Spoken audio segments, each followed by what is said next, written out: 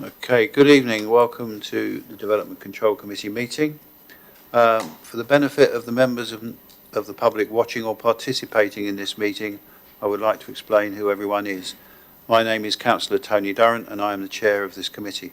To my right are the councillors who will be making the decisions on the applications on this evening's agenda. To my immediate right and left are the officers who will be presenting the applications and providing advice to the committee.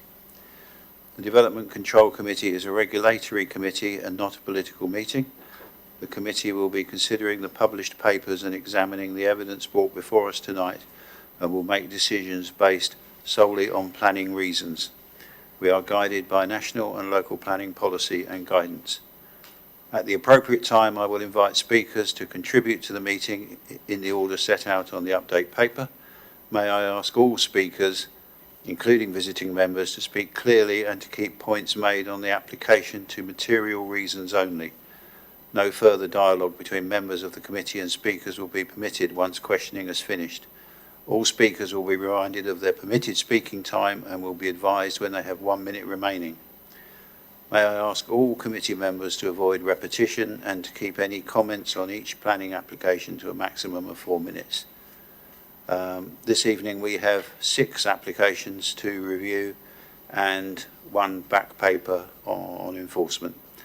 I understand that planning can be emotive, and I ask that everyone remains polite and professional throughout this meeting, and we would aim to finish by 9 o'clock. Thank you very much. So we will move on to the agenda. Apologies for absence and substitutions. We have 2 absent councillors this evening, Councillor McCormick and Councillor Court, and we have no substitutions. Declarations of interest from any members? None at all, thank you. There are no urgent matters. So minutes of the previous meeting, I will move. This is the meeting on the 12th of November 2025, and I will move that they are to be signed as a correct record of the events. Can I have a seconder? Councillor Ganesh, all those in favour? Thank you. Thank you. Okay, we move on to the core of the meeting, shall we say? Applications for planning permission and public participation thereon. The officers will introduce each application, and I remind members to, when it comes to questions, to ask their question first, and if it needs any clarification or context, to follow that on from the question. But please start with questions as we come to them. So we'll ask the officers to introduce item 1. Thank you, Chair.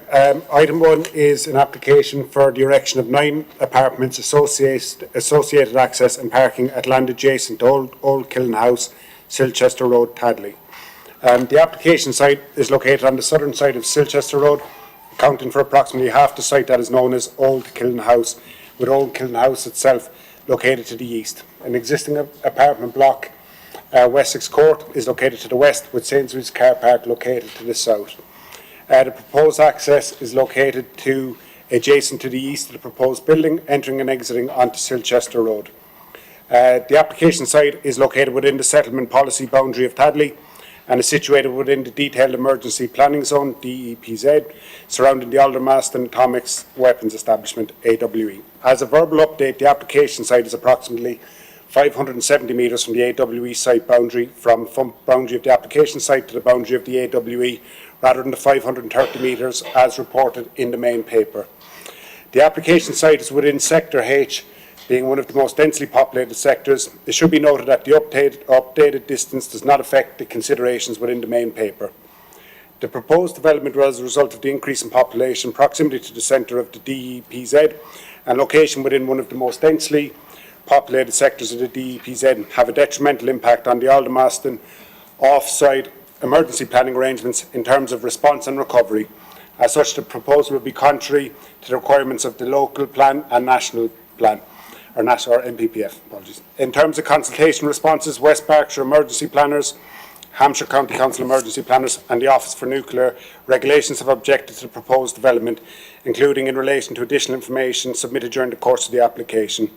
It should be noted that all other material planning considerations have been considered acceptable. Just turning to the update paper, there's no updates other than to note the summary of the viewing panel site visit, which referenced distances to the AWE, which have now been verbally updated upon, and the location of the proposed access. The proposal is recommended for refusal as outlined in the main paper. Thank you. We have 3 speakers tonight, 2 in support, which is Stephen Cottrell and Rob Nash. If you would like to come forward and take a seat on the right, you will have 4 minutes between you, and I will give a shout when there is 1 minute left to go. So when you're ready to speak, the first speaker presses the right-hand button and we begin.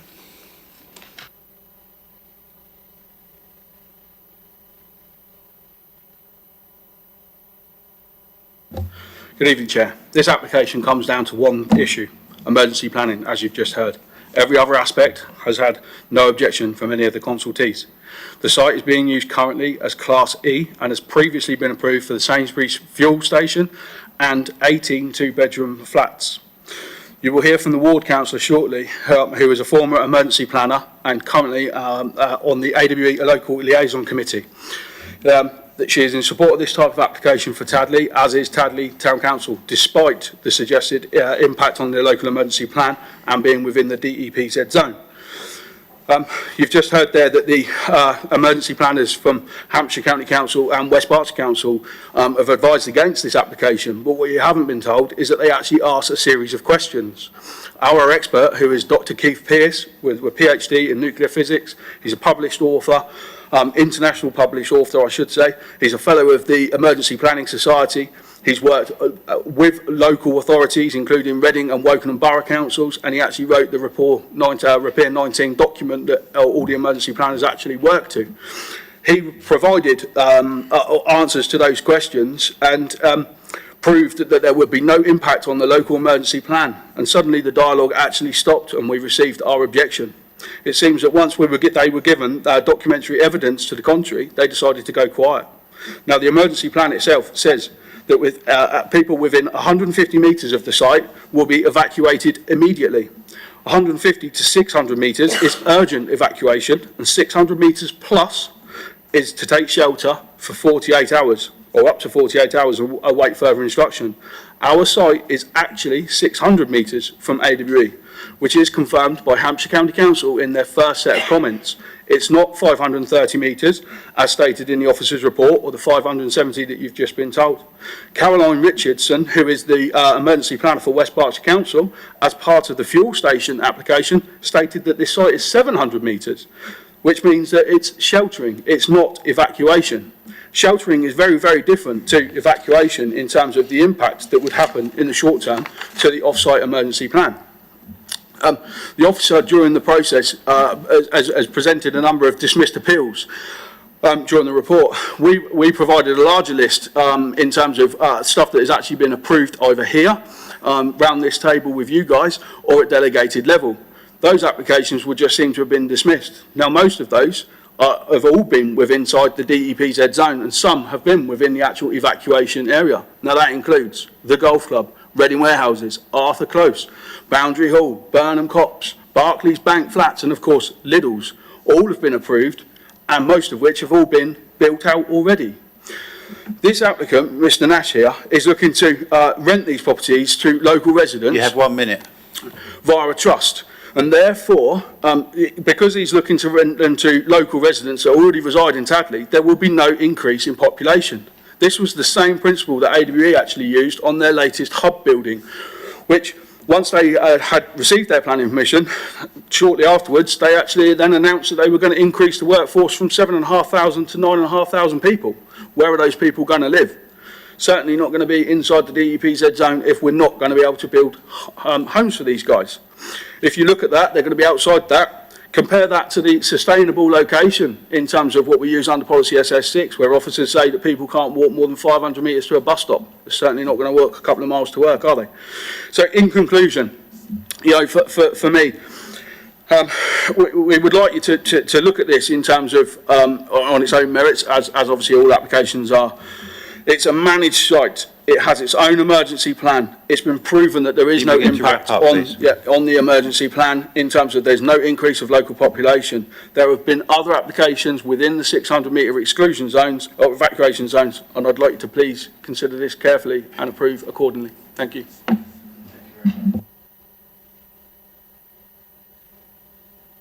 Questions from members? No? No questions. Thank you very much. Take your seats.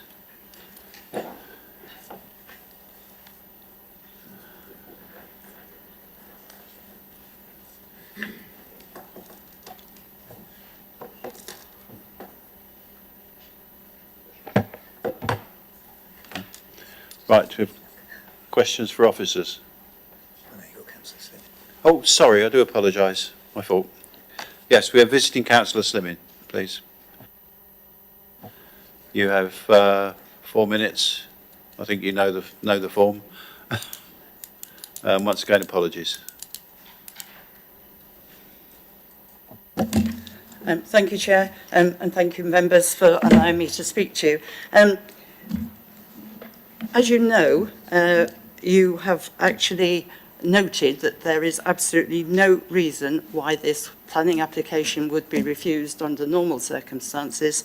The only reason given is under SS7, which of course is the factors in within the DEPZ. This is very unfortunate because we do need to have such properties within Tadley itself. As you know, acceptable sites are very few within the area, even if the DEPZ didn't exist. So this was an opportunity to provide something in the Tadley area. Those of you who were able to attend the viewing will have seen that the current site and the use of the site is not really in keeping with the street scene.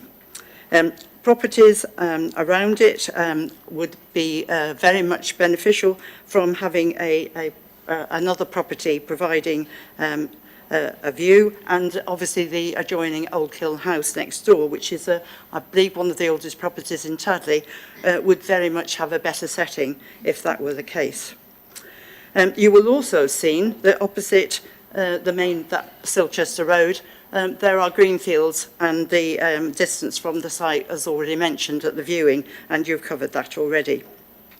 You will also have noticed that the Lidl site is just on the roundabout, or the traffic lights on the entrance. And their emergency access comes onto Silchester Road, which is indeed where this access will come on, a road that doesn't rely on getting access onto the A340 to egress if it's needed. So they can actually egress onto the other roads on the south. So it's not actually going to affect the A340 as many others do.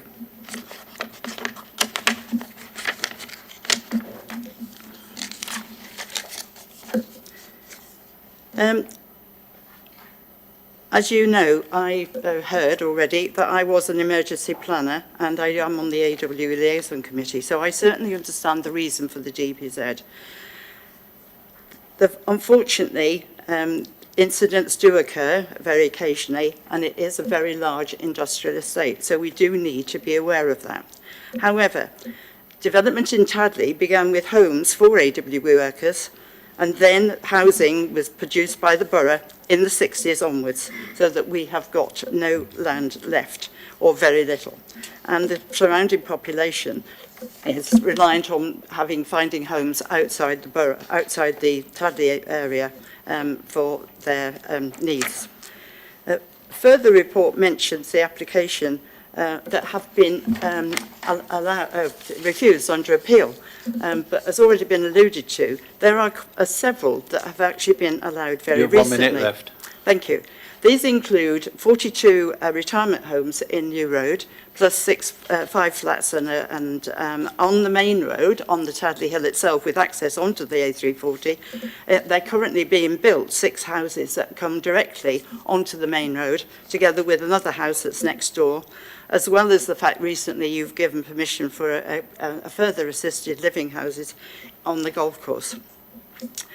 This seems to be a bit ironic because there is no provision for planning applications to be made if you want to make a house a multiple occupancy, which is not applicable in Tadley, and therefore an awful lot of homes are being converted to many people living in them, and the majority of them seem to be going to workers at AWE and are being encouraged by AWE themselves. So ironically, they are increasing the population themselves, which seems to be a bit begin of to wind up, please. problem. Thank you. So I would ask the committee, please, if you would have a look at this one.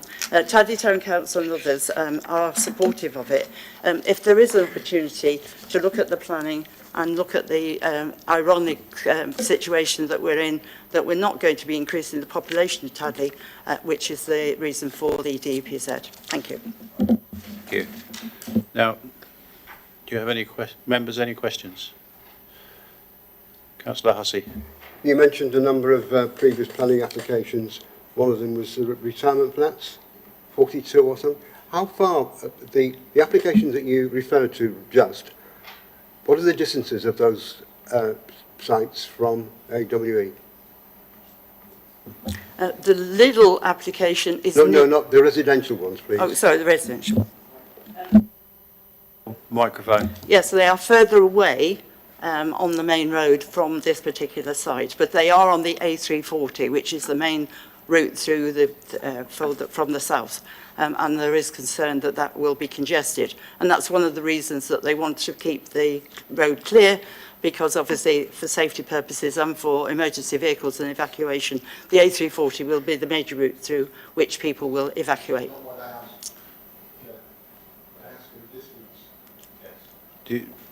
It's a fair point. You did ask for distances. Do you have any distances? They are, I don't know off the top of my head, they're on Tadley Hill, which is about a mile away from Silchester Road. Thank you. Thank you very much. Any other questions? No? Thank you very much, Councillor. If you'd like to retake your seat. And we can move to questions for officers. Councillor Ganesh, Councillor Hussey, Councillor Grassi and Councillor Gaskell. Thank you, Chair. Could you clear the ambiguity around the distance from furthest point of AWE to the development site, please? Thank you. Yes, so having just remeasured that this afternoon, it's 570 metres from the front of the site to the boundary of the AWE. Thank you. I'm looking at policy SS7, and I'd like the second paragraph explained to me. Development will only be permitted where off-site nuclear emergency plan can accommodate the needs of the population. I'd like more in layman's terms an explanation of that paragraph, please.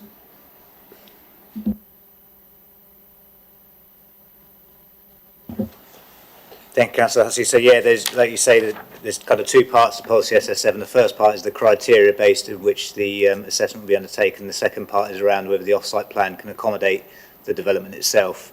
I think the key issues are set out in the main report with regards to whether the plan the off-site plan can accommodate additional development.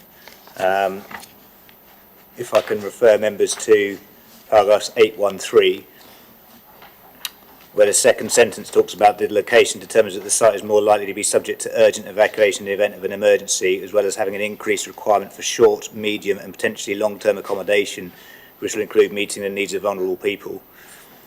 Those are the types of issues that are considered in assessing whether the emergency off-site plan can operate, both in terms of the short term, in terms of potential evacuation, which is why the issue around proximity is important, but then in the longer term as well. It's that overall assessment of those matters which take into account across the criteria, scale, amount of development, etc., that are set out at the beginning of policy SS7. It was I was too vague there. It's the second sentence of the second paragraph. All development proposals within all consultation zones that trigger consultation with the Office for Nuclear Regulations Directorate. We've heard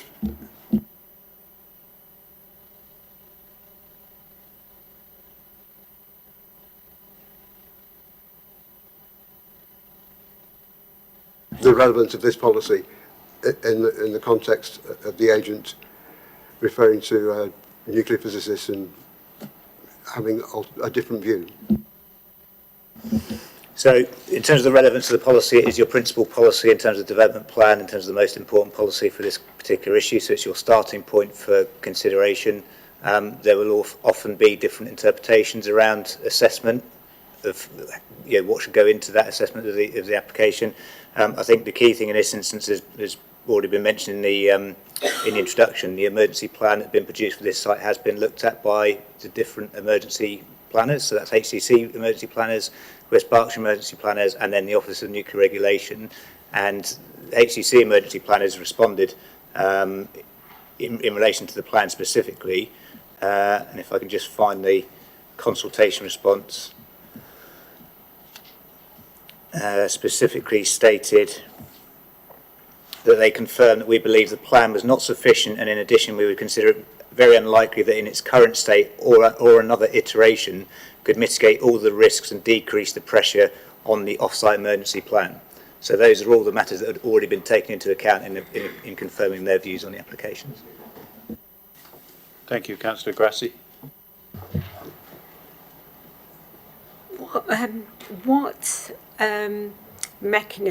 mechanism could be used to allow this to go forward, as there's a need for the flats? And I see that you've got the DEPZ, which is the Detailed Emergency Planning Zone. Is there any way that we could allow this, or is it an absolute no?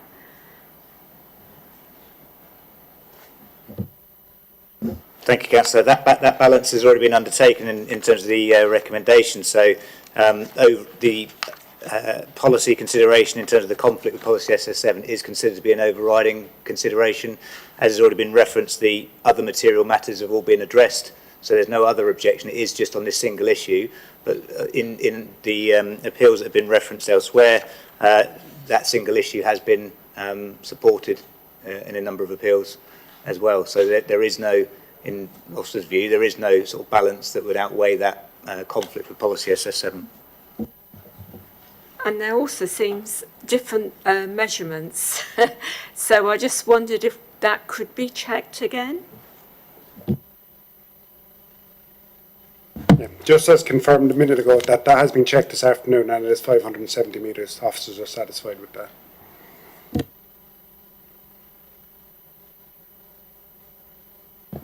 Thank you, Chair. My original question was to do with the distances. Can I just ask for confirmation that the 570 metres is inside the, I think someone mentioned 700 metres, which means we can't build in this zone? Can I just also ask that, are there any other buildings like this that have been developed in this area? And if so, what was the reasoning behind that in relation to the DEPZ? Thank you.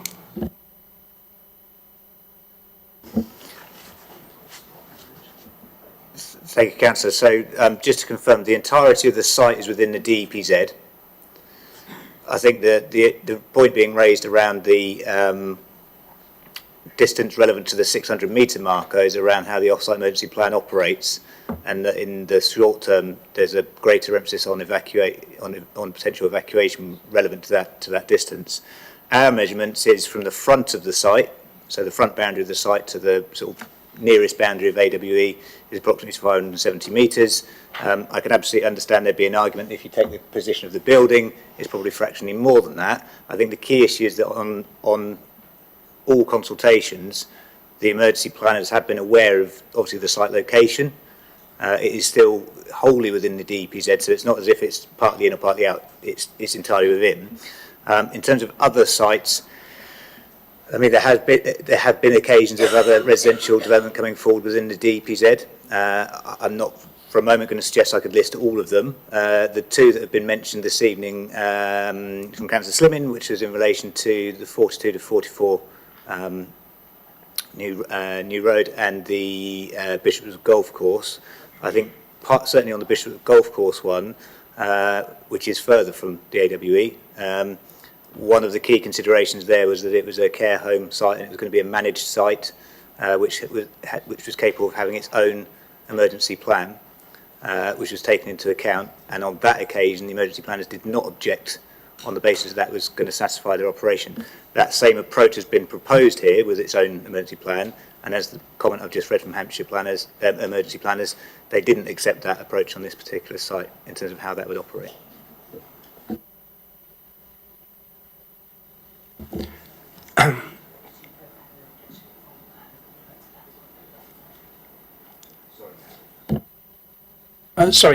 So just in relation to that,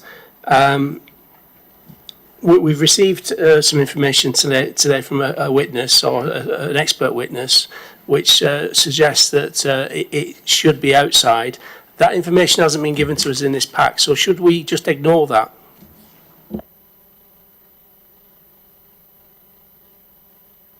I believe the information that Mr. Cottrell was giving us, the planning agent, was relaying their expert's opinion on the application. Again, I think the key issue is that the emergency planners in their consultation responses are aware of where the site is and its proximity to AWE, but the fact that it is wholly within the DEPZ is their main consideration in terms of whether or not it can be accommodated within the off-site plan.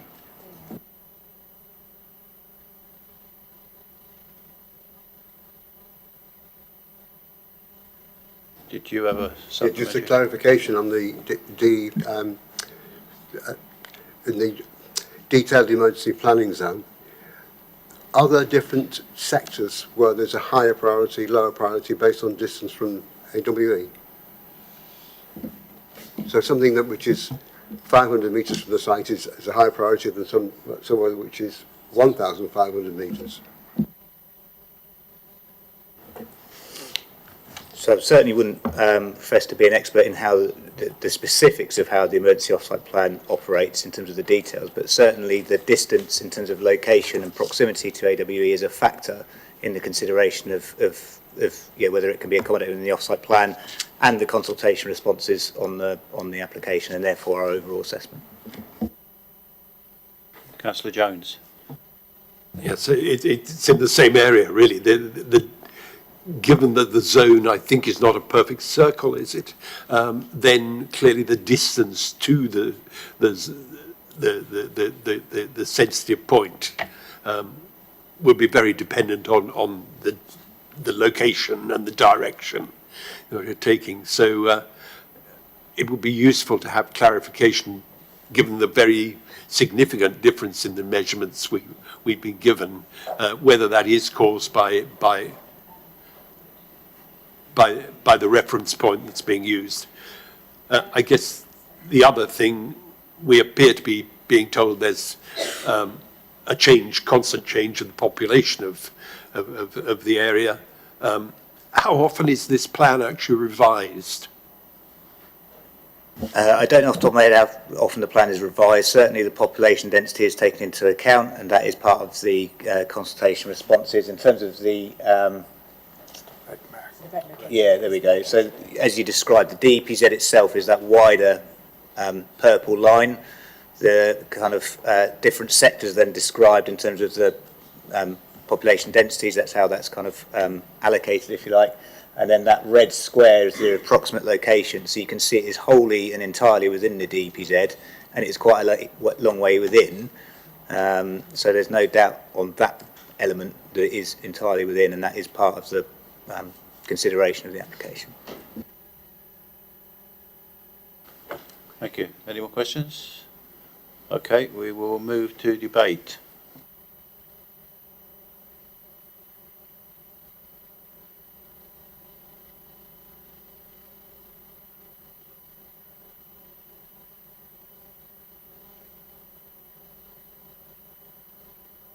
Yeah, I mean, it's referring to the DEPZ. My knowledge of it is that the zones go from somewhere within the wire. They do not go from the fence. So this talk about the distance from the fence to the site is somewhat misleading. However, I mean, it's disappointing that development within Tadley, within the DEPZ, is so restricted.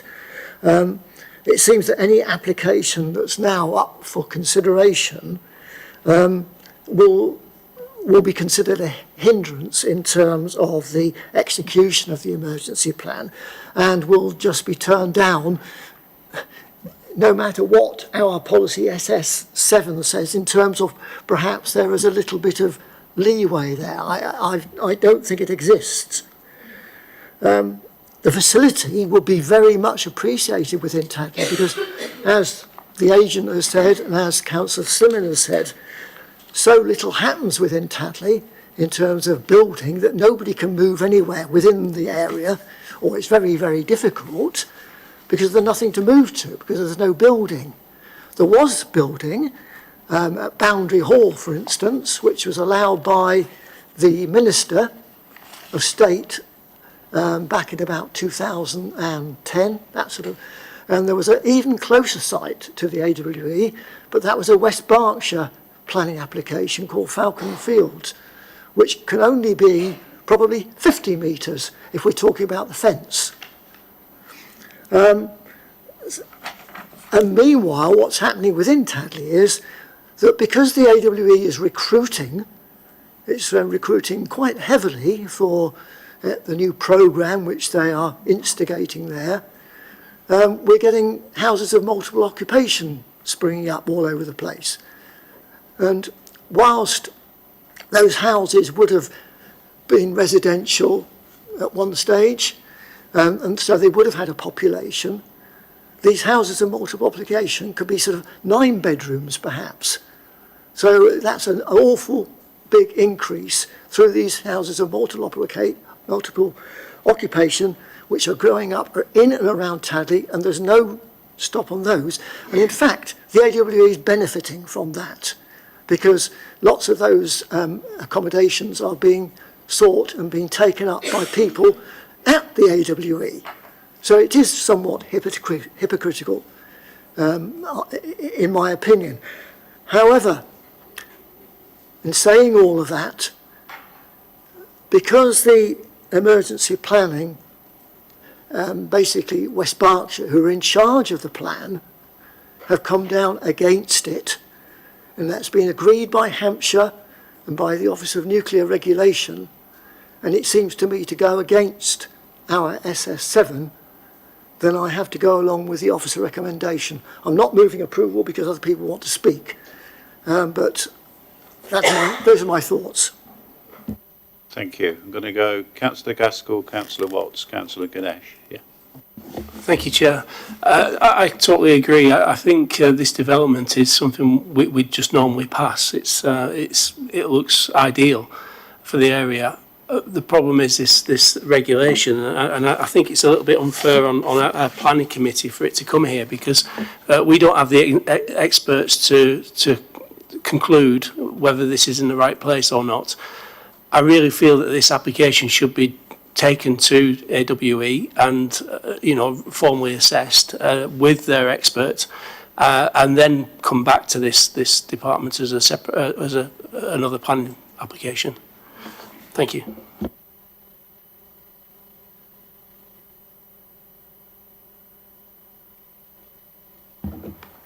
Yeah, I agree with my fellow councillors. I feel that it's a shame that we can't support it. Councillor Slimming and the residents seem to be in favour of this. There is a shortage of those kind of properties within Tadley. You've got a growing workforce within AWE, and yet our hands are tied and we can't to be able to approve this. And I agree with Councillor Gaskell, it would be good to if AW could review it, and if we could try and look at another way of doing this, because it is a shame because, like everybody said, normally we would approve this without any question. It's a brownfield site. There's no other use for it at the moment. So I just think it's a real shame. And yeah, I agree with my fellow councillors.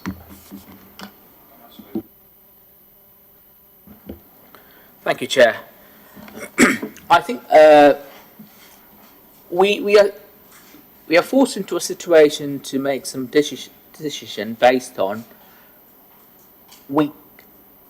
it's a kind of an automatic refusal from the Borough Council based on the planner's objection. But we should probably consider further along the lines of what is Tatley's needs, or what does exactly Tatley need. So the rationale given by the planners were the increasing that 9 household will have an impact on emergency planning. But regardless of how many houses we are building, from 2011, the population was 11,716, and 2021, the population is 14,758. Us as a borough council, without giving any planning applications or building very little, Tatley's population has increased regardless. So increasing in another 9 household, what is the actual impact on the emergency planning? Because just because we have an additional pressure on GP services or dental services or schools around the borough, we don't stop giving planning applications. We do grant the applications regardless of the pressure on other vital services like GP services or dental services. So emergency planning should be classed as one of the vital services. Increasing this 9 household in a 14,000 population, I cannot see a huge impact, or I do not see the weight that should be given. On that basis, I'm in the mind of favouring to go against unfortunately going against the officer's decision to refuse to approve this application. Thank you. I've got Councillor Hussey and Councillor Freeman, and then I'll come back to you, Councillor Ganesh. The way the discussion is going, it's drawn my attention to page 47. And at the bottom there, in 2022, a planning application for 3 detached dwellings, I'm assuming, was refused and went to an appeal. And the planning inspector dismissed the appeal. Now, I'm assuming that the planning inspector takes all factors into account, including the very slight increment of just 3 detached dwellings. And in 1921, there's another application that went to appeal, and that was for a single residence. So somebody who has access to far more information than perhaps we have, a lot of time to consult with other experts, has dismissed these appeals. So we must take note of that, because they're getting expert advice that we're not able to channel into this evening. There's been talk about littles being allowed, and I think that's a complete red herring.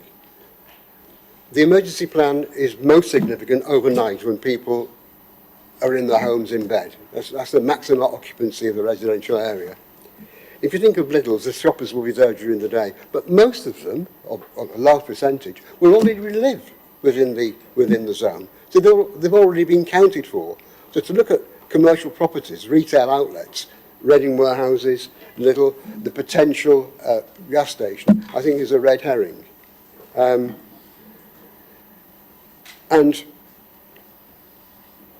I do find the report, which includes comments from the applicant, that the chances of a nuclear incident is highly unlikely. Well, I will hope so as well. Tonight, when you introduced this meeting, normally you refer to in an emergency where the exits are. The whole point of the emergency plan is to tackle unlikely events. So the application's argument about trying to weaken the arguments for enforcing the DEPZ, I think have backfired on them. I just think that's a weakness in their argument. I can't see any planning reasons to overrule the officer's report. So I would move the officer's report. Okay, thank you. Just going to let Councillor Freeman speak. Thank you. Just quickly, I think there's been a lot of talk about we're not the experts, but we have 3 statutory consultees here who are the experts, and their opinion is it's a no-no, and I think we have to take that into consideration. It is unfortunate because Tadley does need places like this, but if the emergency plan, we've got 3 different statutory consultees, including the Office for National Regulation, Nuclear Regulation, saying, no, this you can't build it here, we can't accommodate these people in the case of an emergency, and I don't think there's any way we could approve it. I would go with the officer's recommendation for refusal. Are you seconding? Yes. Okay. In that case, we will call for a vote.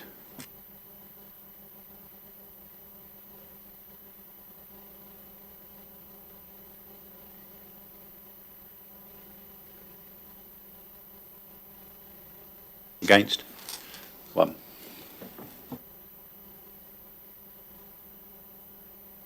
Okay. Thank you, officers. The application has been refused, have regard to the reason for refusal in the main paper.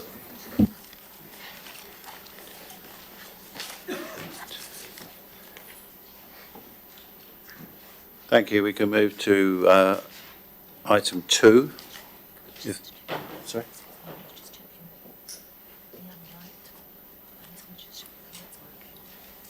No, I don't.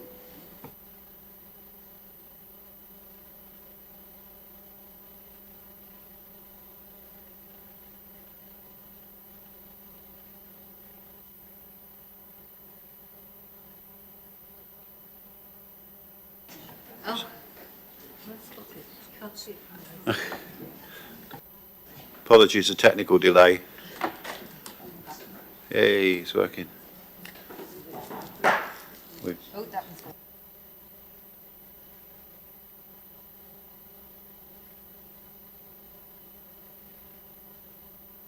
Thank you very much. Thank you. Right, we will move to item 2. Thank you, Chair. This application is for a change of use of agricultural land to use for exercising of dogs, including a perimeter fence, associated vehicular access, pathway shelter and associated parking at land south of Farley Road, Thistleston. The application site is outside any policy boundary, it's in the countryside location, it's an agricultural field to the south of Farley Road, and the field is enclosed by vegetation along the boundary edges with a landscaping bank adjacent to Farley Road. The application has been recommended refusal as per the committee agenda, in that the insertion of a new access through the existing landscape bank and introduction of fencing, hard standing and sorted paraphernalia to do with the business within the countryside would be harmful to the landscape character and visual amenities of the area.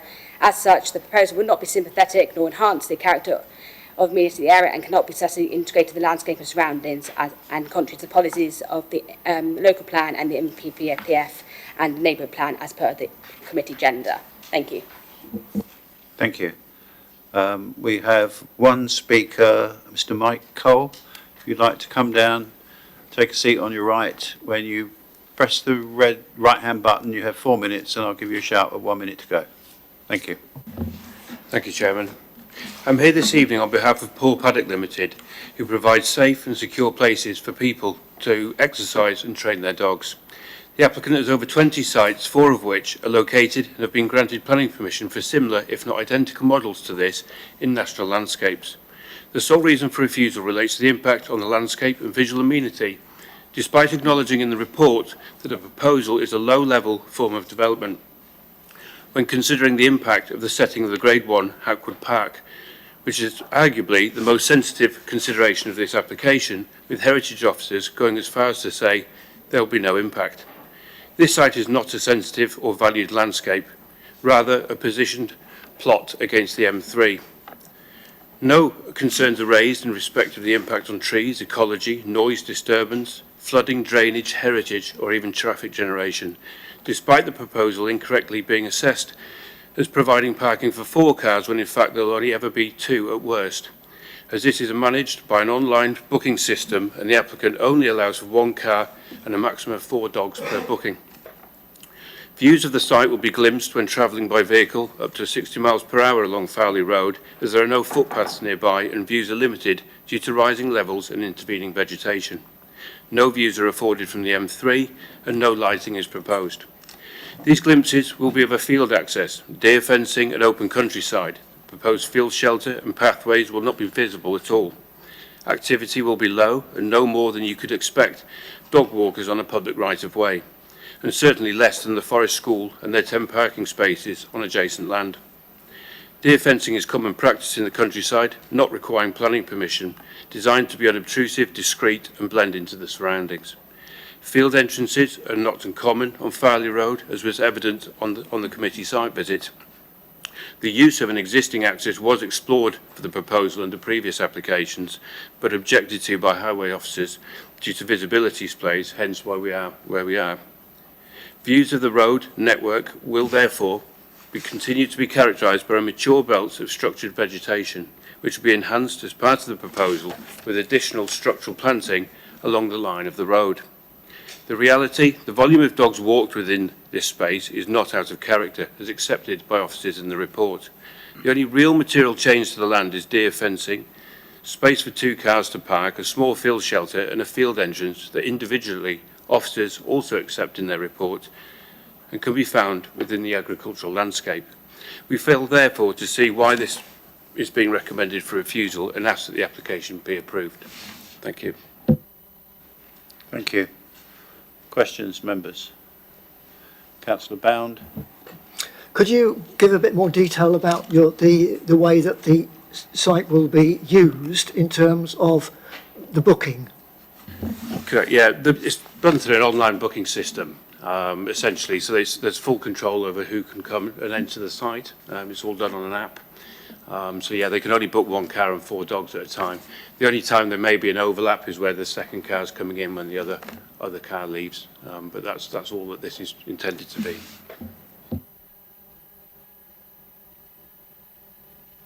And is there a gate then that they will have to access? There will be a gate, yeah. And how will they access it then? As far as I understand, it's through the app, through a security side of things. Electronically, are we saying? Yeah, that's my understanding. Okay. Thank you. Councillor Jones. Yes, in terms of the hut, I don't think that's visible from the road because the ground falls away. It's likely from once it's risen up the bank. What impact will that have on the landscape, in fact? The field shelter, I say personally, I don't think there's any impact at all. It's a common feature in the landscape, you know, it's all across the countryside. As you say, it's tucked at the very far back of the site. Due to level changes, you'd only see it once you're within the site itself. Thank you. Any more questions? Councillor Hussey. Looking at the proposed entrance and the car parking space for 2 cars, my question is, why didn't you locate it 20 yards northeast so it wouldn't be visible from the access road? From the road, you won't be able to see it. The car park and the parked cars will be hidden behind, as you said, the belt of mature vegetation. We wanted to minimise the extent of hard standing, and the further we move that parking away from that entrance point, the more hard standing there's going to be, more impact, more BNG benefits, etc. But because of the lay of the land, the way you'll be viewed from the road, there's such a slope up, those cars won't be viewed behind that tree belt that you can see on that photograph, which is going to be enhanced again behind the existing tree belt with additional planting. The plan's not quite there. It's been presented to this evening, but there's a full-blown landscaping plan being submitted.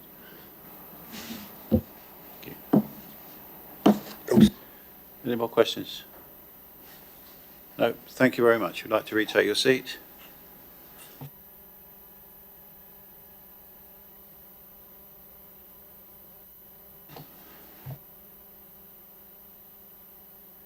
I think in the update paper, there's a statement that I asked a question about the gradient of that entrance. The answer has come back 45 degrees. I assume that's the present bank and not the access road. Yes, Councillor, that's correct. It's the current one. Obviously, we haven't got the measurements for the access of the proposed situation. Thank you, Chair. It's been brought to DC because of a councillor objection, and the councillor stated that she just objects against it. Has she given any more detail about that? I believe it is just a case of she disagrees with the landscape officer's comments and supports the application. There wasn't any in-depth comments that were received. Okay, any more? We can move to debate. Councillor Hussey.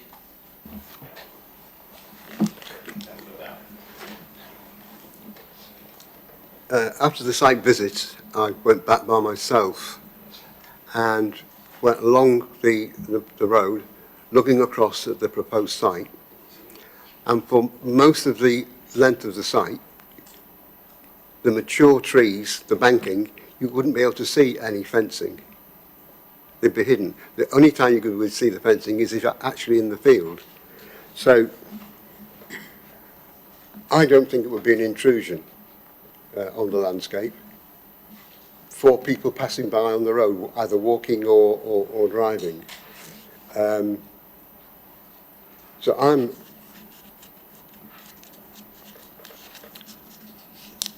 not happy that this application should be refused. I don't think the grounds that have been stated are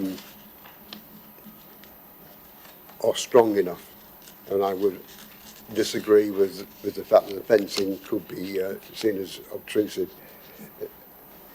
You can see the fencing from the position we're seeing there, but it's so far away.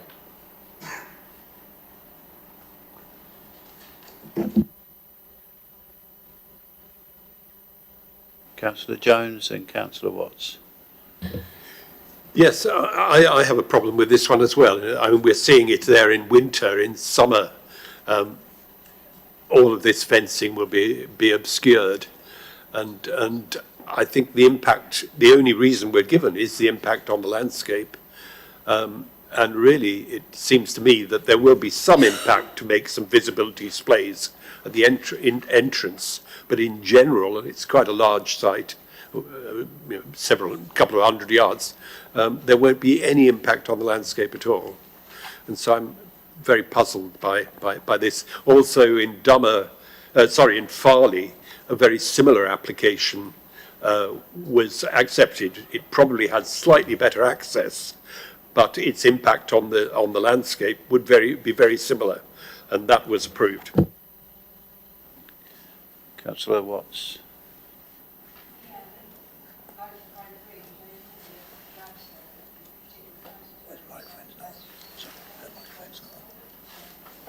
No. Yeah, no, I hadn't put mine on either. I was just saying that, yeah, normally, you know, when you consider landscape, I'd usually put a lot of weight and think, oh yeah, but when I wasn't able to do the site visit, but from the visualiser, I couldn't see that there would be a huge impact, and also listening to my colleagues who were at the site visit, there's no objections either from the borough, the parish council, and Councillor Corbett seems to be in favour of it rather than against it. She bought it because she didn't agree with the landscape officer's assessment. So, yeah, I agree. I'd be inclined to approve rather than refuse at this stage. Councillor Bound and then Councillor Gaskell. Thank you, Chair. A lot of what I was going to say has already been said, but I think the report acknowledges that it's a small-scale rural business which will be supporting whoever owns the field. So it's supporting, EP4 seems to support the passing of the application here. So I think that's a positive in the balance, which I don't think got quite enough weight within the report. And there's public benefits by providing an area for dog walking in a safe and enclosed environment as well. As for the tranquility of the site being disturbed, I don't think you could argue that the site is tranquil in any way whatsoever when you've got the motorway, you know, maybe 25, 30 metres away with the cars trundling past. And as far as the landscape's concerned, I think that's been covered already. Councillor Gaskell. Thank you, Chair. My only observation is that we're all looking at it from the road, but obviously there's land behind it. There might be footpaths to consider for the visual aspects of it. I agree that we've had some of these applications before, and this is probably one of the better sites for this type of thing. It's away from property. It's slightly industrial off that road. It's next to a noisy motorway. So I would suggest it was probably better than some that we've seen. So I just wanted to add that. Thank you. Thank you. Councillor Ganesh. Thank you, Chair. So the applications for a similar kind of a change of use of an agricultural land, the usual issue that we come up with is around sort of an ecological assessment, which the officer had said no concern. So I'm more in mind of supporting this application to get through, unfortunately against the officer's recommendation for refusal. Is that a proposal? Yes, if I may. Thank you. Okay. Do I have a seconder? Councillor Bound. We'll take a vote. All those in favour of the proposal? To refuse the officer's recommendation? No. Sorry? To approve the application. Sorry, to approve the application. Yes. Sorry, yes. Same thing, different words. Right. Sorry, can I just ask confirmation? You're asking for us to agree with the officer's recommendation for refusal? No, the proposal is the opposite of that. Sorry, it was my fault. Take the vote again. Say again, sorry.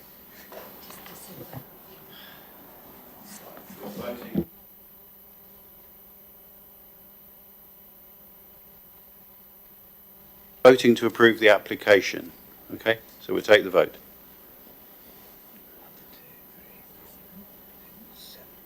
That's 7-4. All those against? 2. Okay. Can we do conditions as well? Can we do planning conditions because it's been approved? You want planning conditions? So can it go through? Go through, yes. Yeah. We'll just go through the planners for conditions. Thank you, Chair. The recommended conditions that we would like to propose on the application would be this typical approved plans and the timing for implementation, as well as soft and hard landscaping details to be submitted, the opening hours to be controlled as per the submission, the details of refuse collection, if applicable, the site access is laid out with a drain service, the car parking is provided and maintained, the access is provided and the visibility space kept clear over 1 metre in height, that the development is in accordance with the tree method statement submitted, is in accordance with the on-site habitat enhancement submitted, development is undertaken with Chapter 5 of the Ecological Impact Assessment submitted, there's a maximum of 4 dogs allowed on site at any time, and no external lighting will be installed on the site. And the standard informatives as well.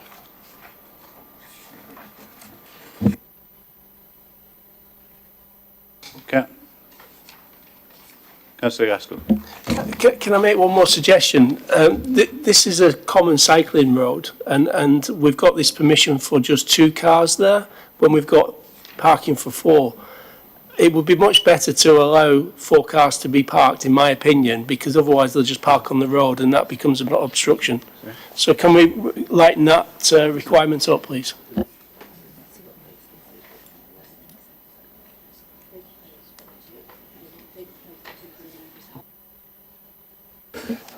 Councillor, I think the issue is that it's proposed for the two because of the way that the bookings work in that sense. So it is only what's been shown that could be approved at this stage. Okay, thank you.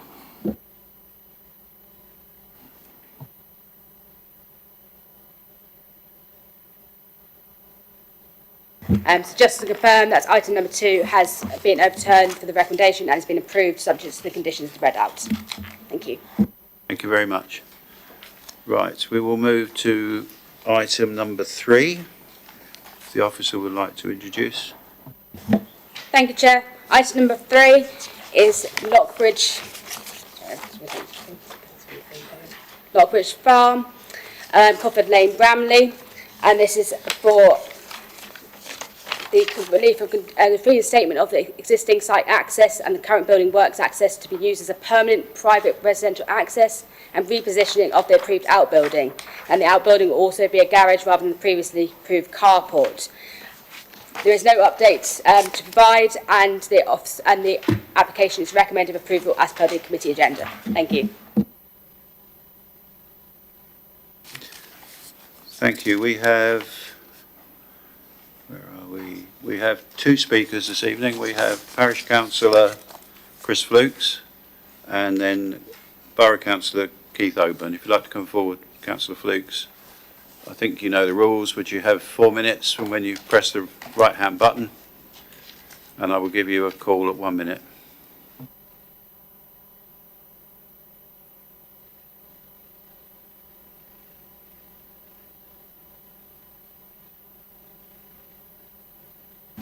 Yeah, good evening. My name is Chris Flukes. I'm the Chair of the Bramley Parish Council Planning Committee.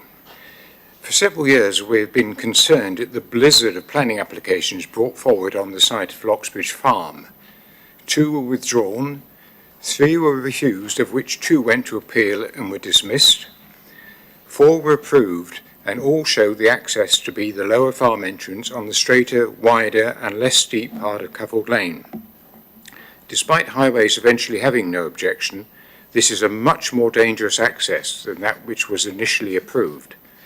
It also to be noted that it's actually quite a steep route down from the plot onto the road at the proposed new access. The application also states that it's part retrospective, despite it now being fenced and landscaped as if it was approved. The garage has been moved to the western side of the site, and the car access to the garage is on the eastern face. This precludes the approved access being used, and this was all constructed before March 2025. This seems a concerted attempt to circumvent the planning system and impose a less safe access to the property. Why did it take from the initial approval in February 2021 until this application in December 2024 to attempt to formalise what was being built? We ask you to refuse this application onto a dangerous part of a narrow country lane, which also forms part of the national cycle route. Anyone who has cycled this route will attest to the fact that putting an access on a narrow, steep and twisty section will certainly not improve road safety. Thank you. Thank you. Members, any questions for Councillor Flukes? No? Okay, thank you. I'd like to return. And Councillor Oban, if you come down.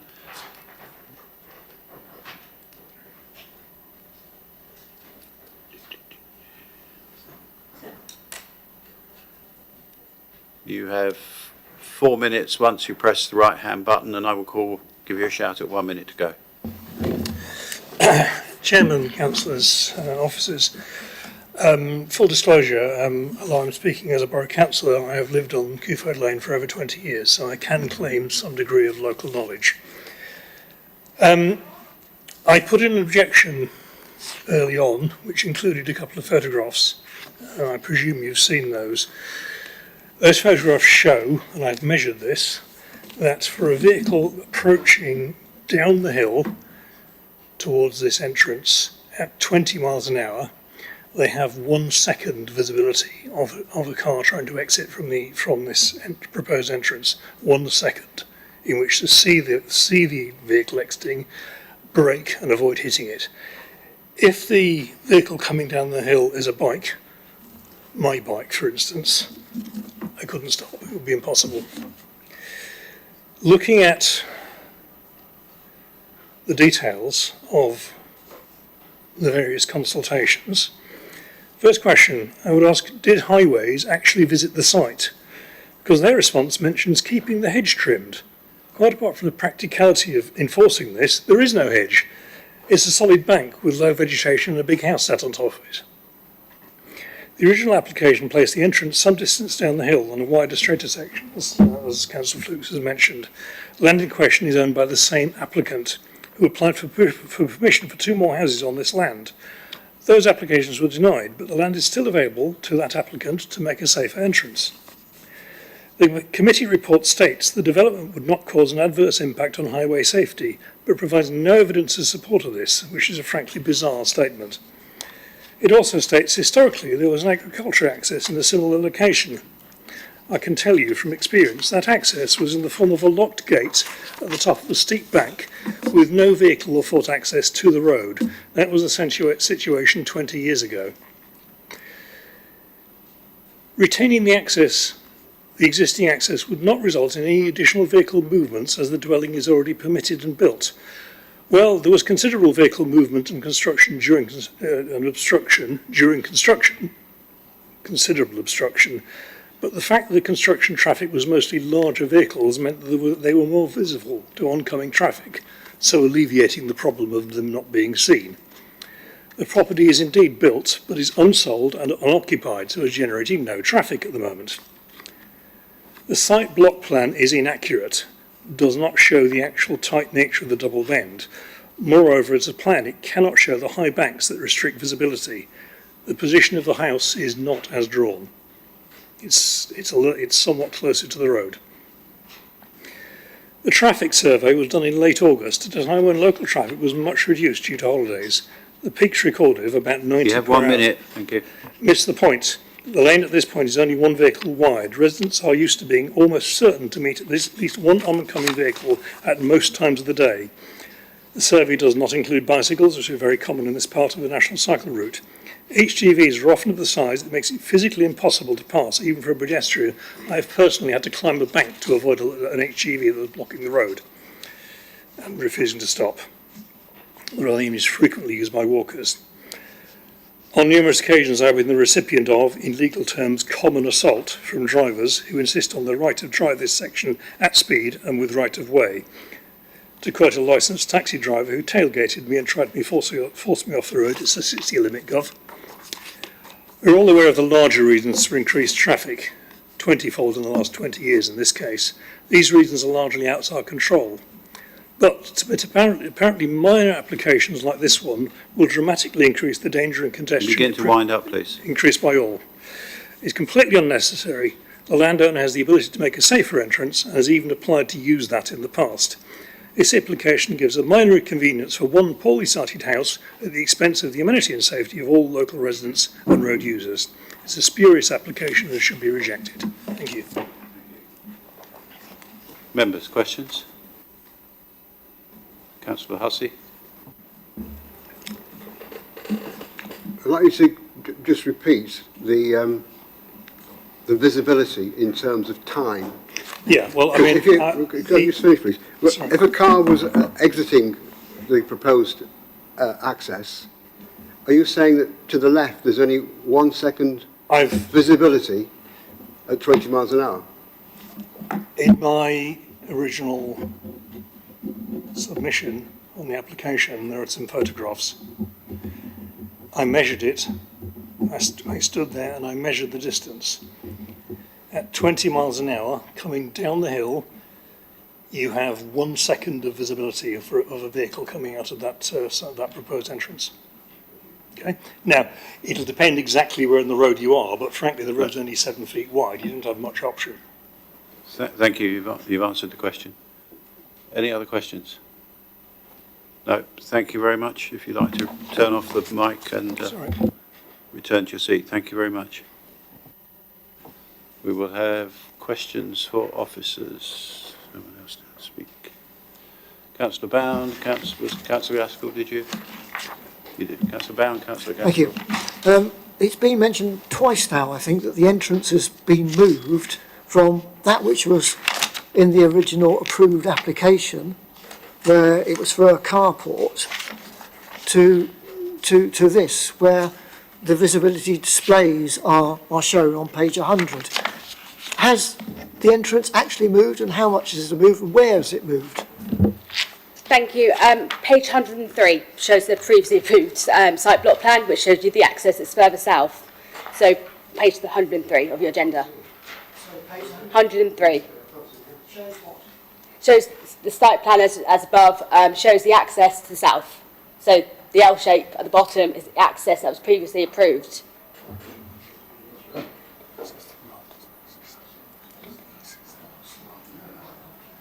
thank you. Councillor Gaskell. So my question was similar. I just wanted a description of the site because I'm trying to get my head around it. So the original entrance was to the south. Was that down a hill? And it comes around those two buildings. Could you tell us what those buildings are, and which buildings are the carport and access to them, if you can? Thank you. Yes, I can describe the site. So at the top you've got the new dwelling, and if you go to the existing one. Yep, that's great. So you can see the carport, which is to the western side of the site at the moment. So directly south of the two buildings. So that's got an approval for conversion. As I mentioned previously, there's quite a lot of planning history on site, such as two dwellings have been recently dismissed at appeal, but has actually got a live application for conversion of the barn. So, as I said, and then obviously below that is an existing agricultural access, and then obviously that was what was previously proposed to be used for this access for this current dwelling, which has been built out, which obviously now has not occurred, and they currently, as I say, is happened. The access where it is proposed now is already built out. Right, just to get my head around it, so if you look at that drawing there, where the carport is, it doesn't match up with the access lane. So how do they get the car into the carport? The access is to sort of the southeast of the dwelling, so where the gap between the green landscaping blankets, that is the current access where they've built out is retrospectively being applied for. So they would drive round and then up to the carport, but the road doesn't go into the right-hand side of the carport? No, they will not be driving round. They will be driving into the site, into the 4 parking spaces that are outlined in dotted lines. So straight in from the road. Through the new access? Right, but the original access, that's what I'm confused about. Yep, so the original access is an agricultural access would not be used for this dwelling. Yeah, but what I can't understand is why was the carport built where you couldn't get access from the original access? That is what's being currently submitted for this planning application to be considered. Thank you. Councillor Gaskell, I appreciate why you asked the question, but I guess it's one of those where the reason why it's been put there isn't the issue before us. It's just simply, is the outcome acceptable in planning terms? So the change, I suppose, is exactly as Meredith described. The access is directly now in front of the building, so it'd be a straight in and out. So that's where the access is now on that more northerly side. The previous plan, if Beatrice, you could go to the other one, just to be absolutely clear, showed the access on the southern side, where it would effectively have looped round the agricultural buildings and allowed access into that way, and then obviously would require a manoeuvre to then loop back round the other side. So the changes both the building and the access. Okay, any more questions? Councillor Jones? Yeah, I'm a little unclear. Seeing this, clearly that original farm access or whatever was inside the red line, and presumably the ownership of this house. The new one, the red line is only, it's there. Are we to understand that there has been a change in the ownership of that land? No ownership. Oh, or right of access to it? And then, Councillor, it's not for consideration. We don't know who the ownership is. Obviously, they submitted the red line as part of the application. It's a full application. It's not, say, a relief or condition changing the previous. So this is the red line for this application, and they haven't submitted any blue line to show the ownership, and it's not for us to consider at this stage.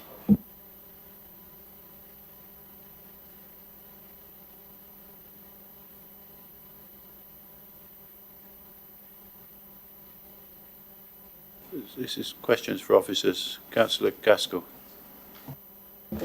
So if we accept this new access, does that mean the other access gets blocked up? It is effectively blocked up. Obviously, it doesn't mean that they can't technically use the access if they say the garage was to be demolished at any point, because obviously they have got the permission. It doesn't, but it's not reasonable to obviously exclude that, especially as the access is in agriculture and got the conversion application still live. But at the moment, they have blocked up that and they can't be used.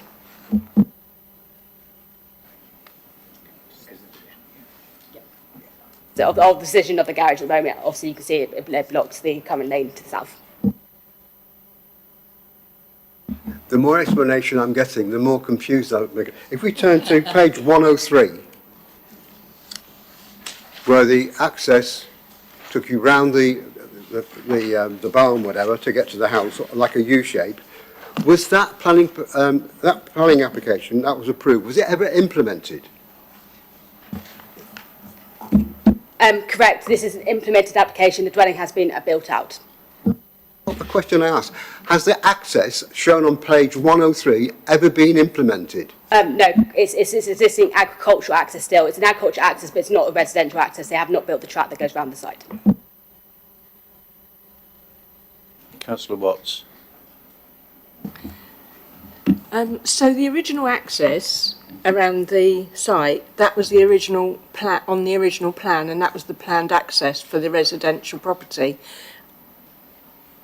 I'm just a bit confused why they'd want to, they've built the garage there and then applied to make a new entrance on a rather dangerous bend.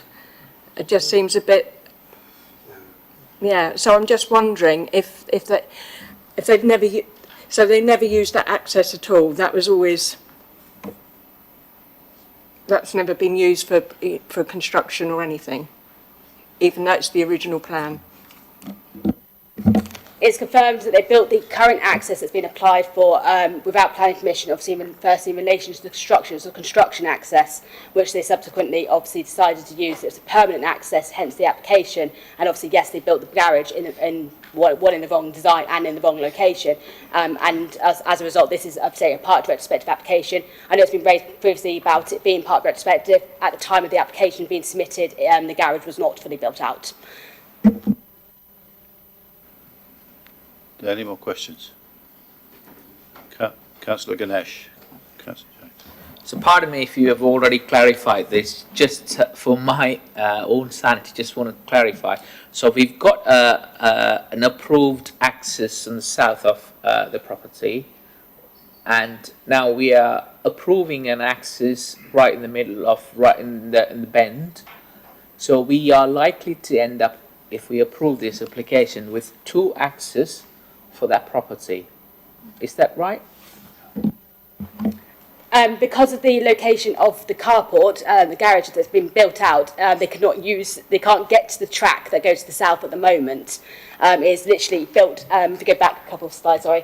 So if you think where the access go down, and then you go back to the approved one. That's it. So they built the outbuilding exactly where that route is. They can't currently use it.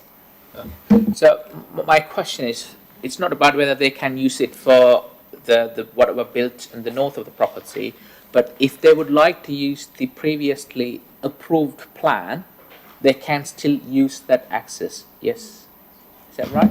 That is correct. Yes. Yes, correct. Thank you. Okay, Councillor Jones. Yeah, I'm a little confused by Hampshire's position. Basically, they objected right up to the end, where they removed their objection but required a visibility display, which is a condition that actually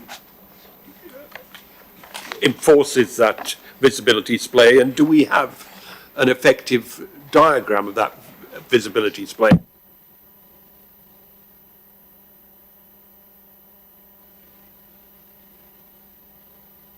As per page 96 and condition 7, visibility displays shall be constructed in accordance with approved details as shown on the block plan / visibility plans plan, drawing number 0201, revision 4.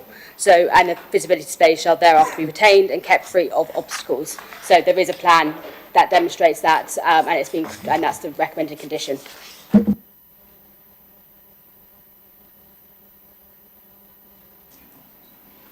Any more questions?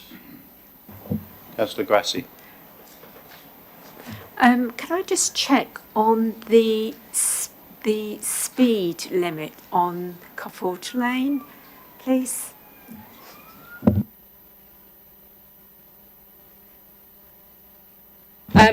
We believe that it's a national speed limit. It's an unclassified road, and yeah, we believe it's national speed. Is that 60 miles per hour then on a country road? Yes. Correct.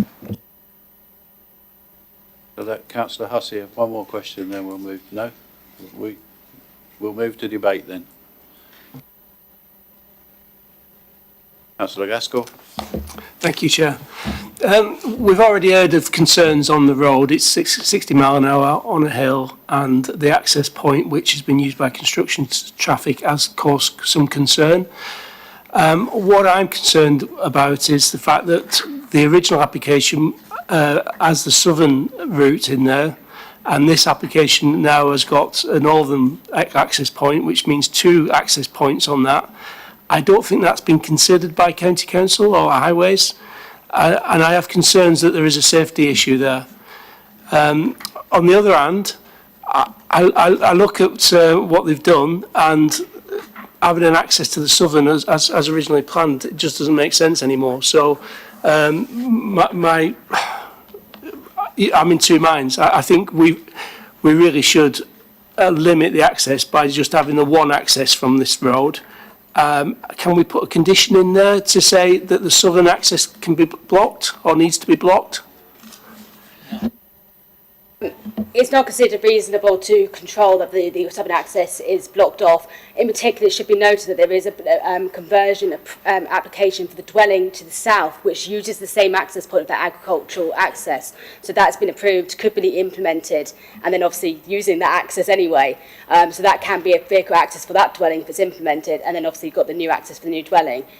So we don't consider it obviously reasonable to have a condition that restricts and blocks off the access to the south, albeit it is blocked off at the moment because of the outbuilding.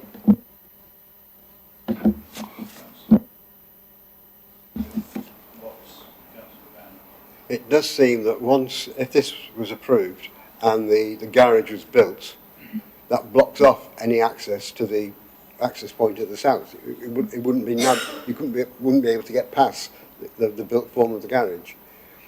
But the comments by the visiting councillor was important to me, and it does seem as though Hampshire County Council have done a desktop assessment and not realised that the incline of the road and the 1 second visibility. So I'm not happy with the highways assessment. I'm not questioning their expertise, I'm questioning whether they actually visited the site or they did a desktop. If they did a desktop, they obviously didn't look at any contours and see what the slope was. So I'm inclined to accept the expertise of the visiting ward councillor. Councillor Grassi. Was it? No, sorry, Councillor Watts. I made a note when I was going through this at the weekend saying why can't they use the original access? The reason they can't is because they've built their garage in the place where they knew very well that they didn't have permission at that point. So, and then they put in a retrospective planning to have access on that bend. If they hadn't started building that garage there would be no reason not to use that south exit entrance. And I agree with Councillor Hussey. I just think that it's a dangerous bend. There's a better access. there's a potential planning for a conversion of a barn which will use that bottom access. I know that they're saying, oh, it's blocked off at the moment, but it's bound to be used at some point if they want to convert a barn. And I know we shouldn't consider other planning within this planning. I appreciate that. Yeah, they part built a garage and then put the planning in the hope that we'll approve it.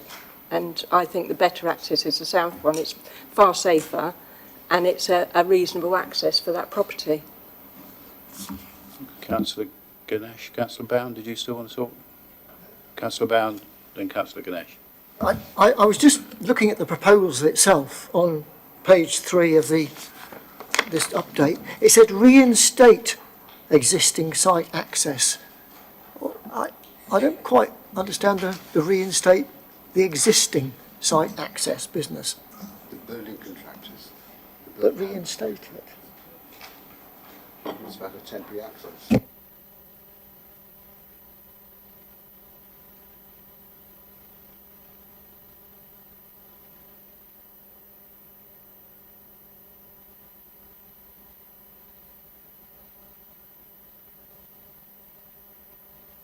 Councillor Brad, I think the reference to reinstatement, and it probably picks up on the point that Councillor Oban raised earlier, was that there was a form of access of a type in that location in the past. So I think that's where the applicant has described it as a reinstatement.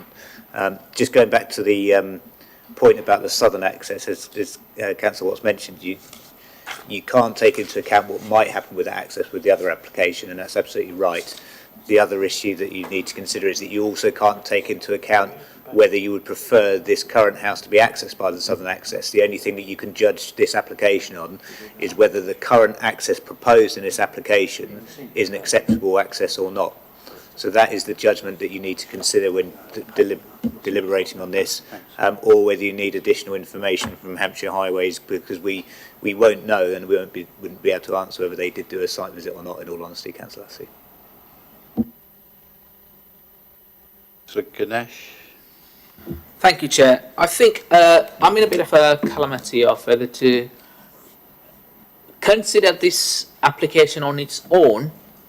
It has its issues, being in the middle of a bend with low visibility on a hill, on a 60-mile road. So that is a bit of a concern. I think by looking at Hampshire County Council's comments, I'm not sure whether they've had a site visit and made these comments, or whether it was just a desktop exercise. And my second concern is whether they have considered the previously approved application along with this application. So I think I'm in mind of asking a bit more clarification from Hampshire County Council whether they have considered that there was an application already with an access to it, and if they actually had a site visit and made these comments, or it was just a desktop exercise. So I'm in the mind of asking a bit more clarity from Hampshire County Council for a bit more expert advice on this. Councillor Jones, you. Sorry, I think you waggled your I didn't pencil. actually have my hand up, but since I'm there, I mean, I'm not sure whether this is the right moment to suggest that we adjourn this and seek more information from Hampshire to actually clarify this position.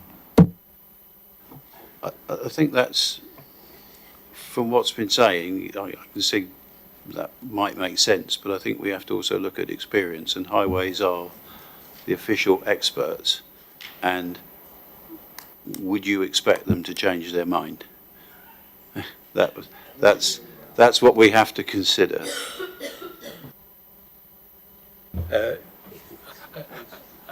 I guess we could also include a site visit so we could understand the conflicting information we've had this evening.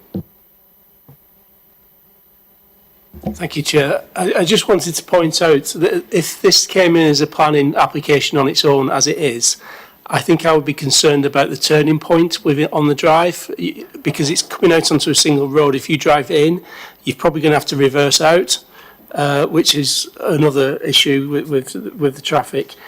I don't think I would accept that as an original planning application. I don't know how councillors feel about that, but I have concerns about the overall aspect of that new entrance. I think it is an application, and I think we have to consider it in isolation. Okay, well my feel would be there's not enough turning space there for 2 cars. Okay, anyone else? Where do we want to go with this?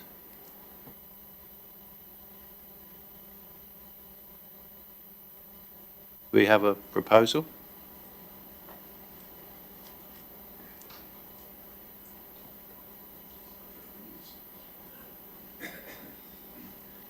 Councillor Watt.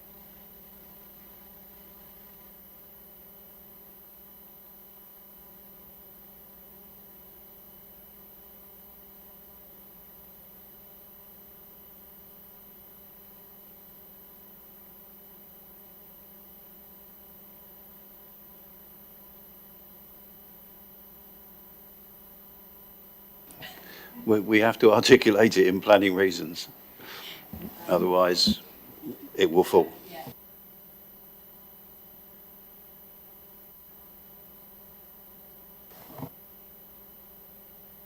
Councillor Watts, so I understand the reasoning. You mentioned it being unsafe. Do you mean in relation to specifically the location of it and the visibility that you've heard, linked also to the fact of in your view, inadequate turning on site? So the two things in combination. On that basis, it would be effectively a matter of being contrary to policy in the local plan around suitable access for all users under policy EM10 and CN9 of the local plan. Yeah, it's the location of the access on that bend. Councillor Ganesh and Councillor Hussey. Can we specify it's in a national speed limit of 60-mile road? Thank you. I don't think that's relevant at this stage. Councillor, it's not your proposal. No.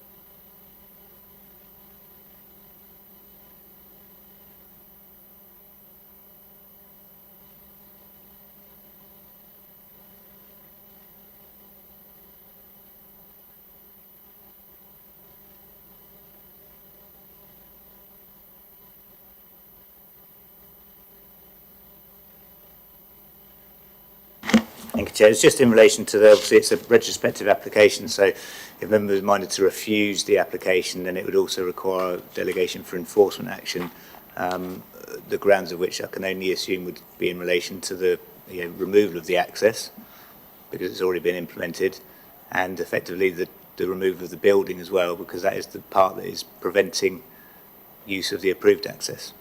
So it'd be those two elements that would be forming part of that motion for refusal. But could there not be another application? Because I can see that you could take a small bit of the land to the south of that to provide the turning circle or the turning area. So there could be a separate application submitted.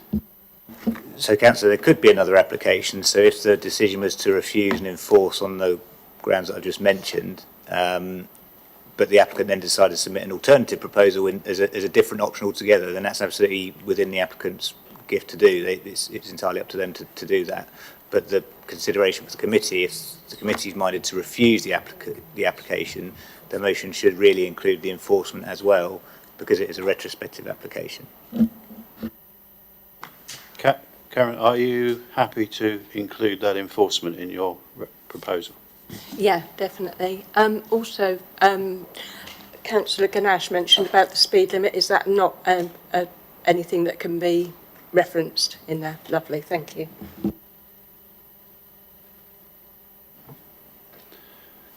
Councillor Hussey.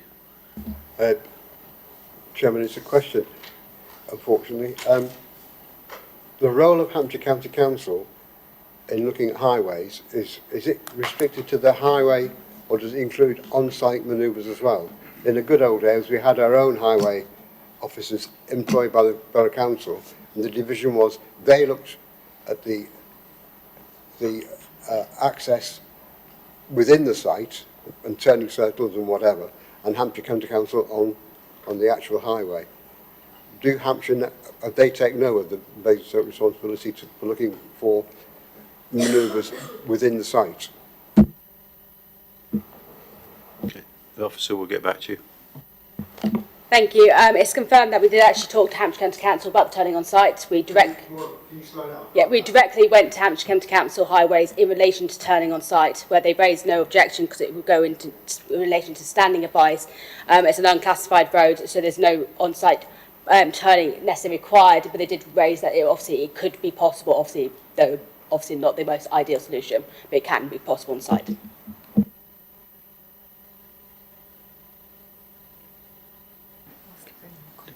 A second. No one seconded it. Councillor Gaskell seconded. Did he? All right. Sorry. Okay, any more comments before we move to a vote? No. Okay. Councillor Gaskell. Just to really say, I mean, I raised the concern that there could be reversing, but if the county council have not objected against that, then there's no argument there really. They're the experts on it, so I just want to make that point. Yeah. Are you withdrawing your second for the proposal? I am, yes. Is there another seconder? Okay, we will move to a vote then. All in favour of refusing the application? Sorry.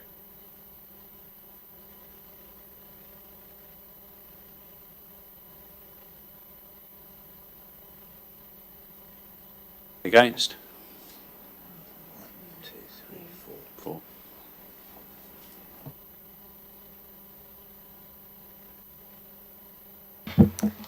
Thank you. It's confirmed that the item has been refused and recommended to go to the enforcement team for enforcement for the reasons outlined previously in regards to highway safety in relation to the access and turning on site, including referencing the speed limit of the 60-mile-per-hour road of Cofford Lane.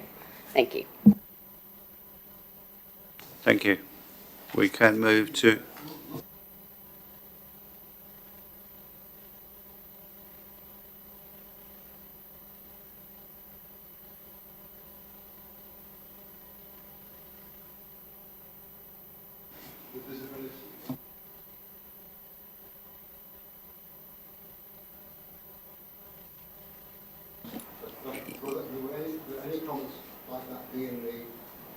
They would be in the reasons for refusal relevant to the location council, yes.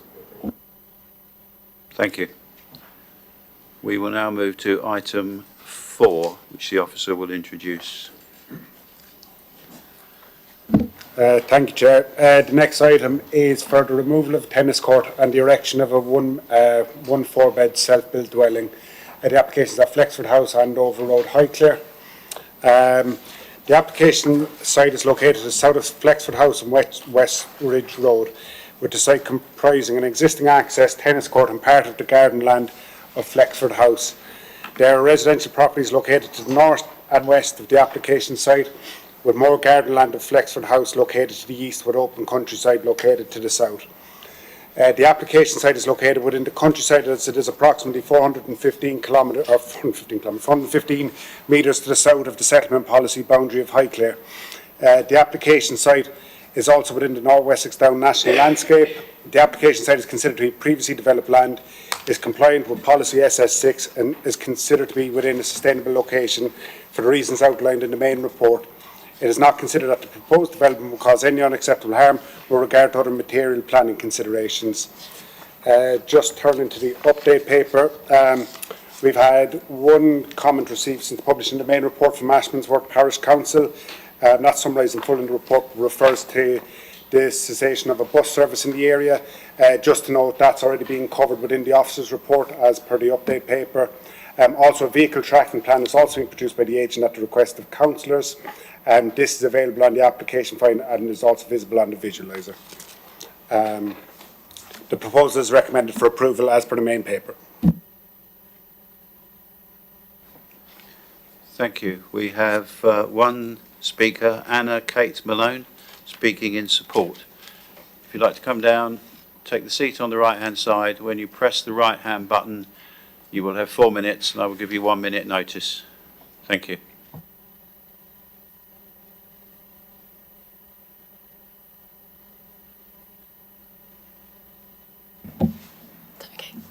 Thank you so much for this opportunity to speak.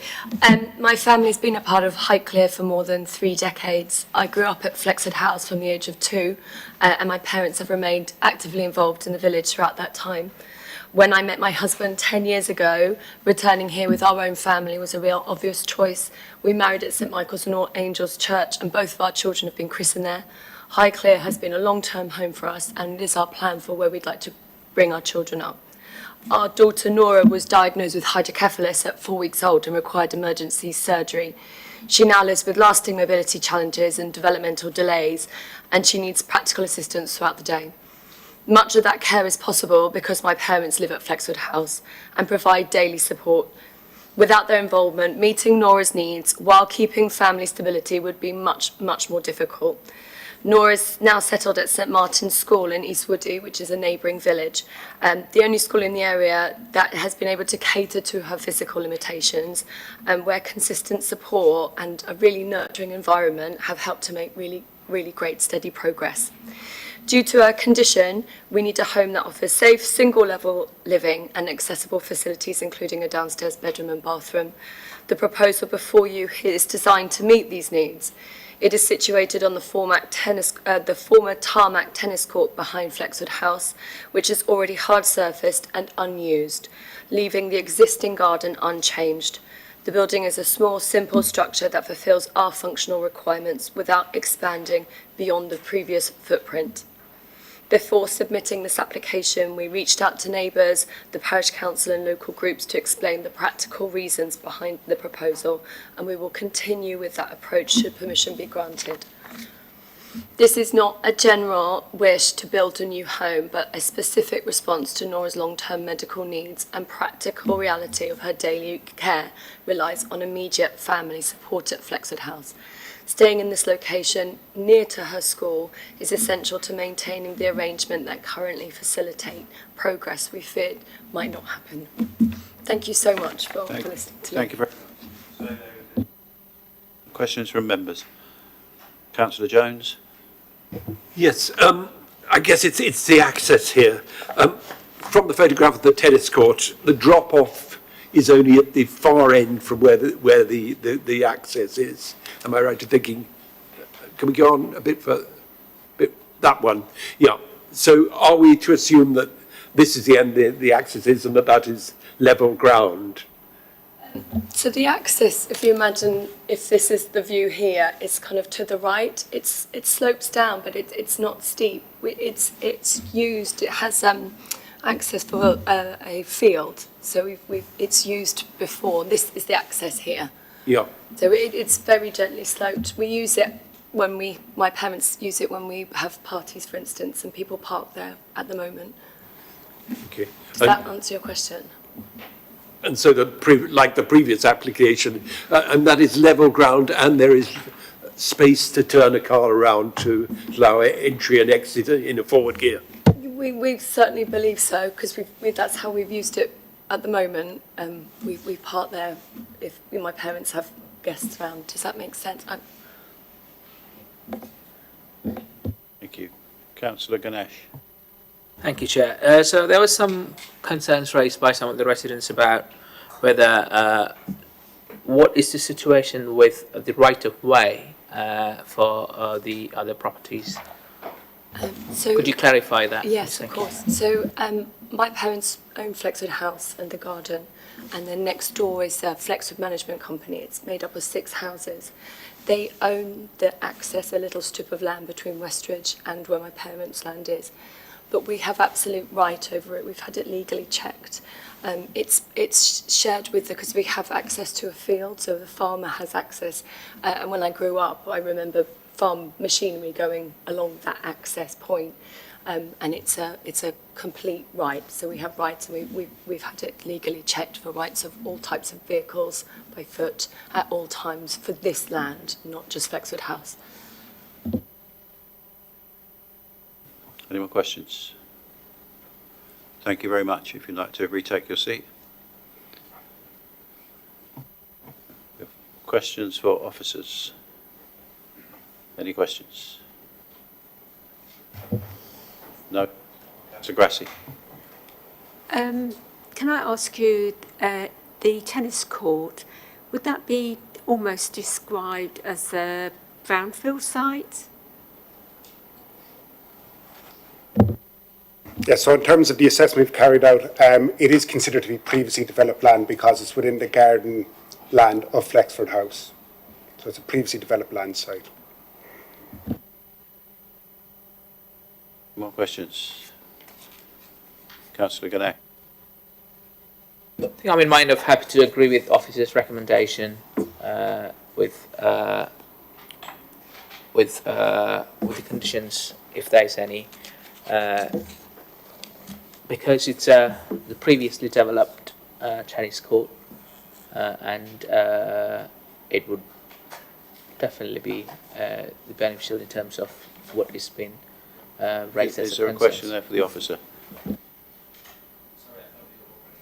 Oh, we have we? Apologies. You carry on. Yeah, so I'm happy to move that for officer's recommendation. Thank you. Do we have a seconder? I've got Councillor Bound just beat Councillor Freeman there.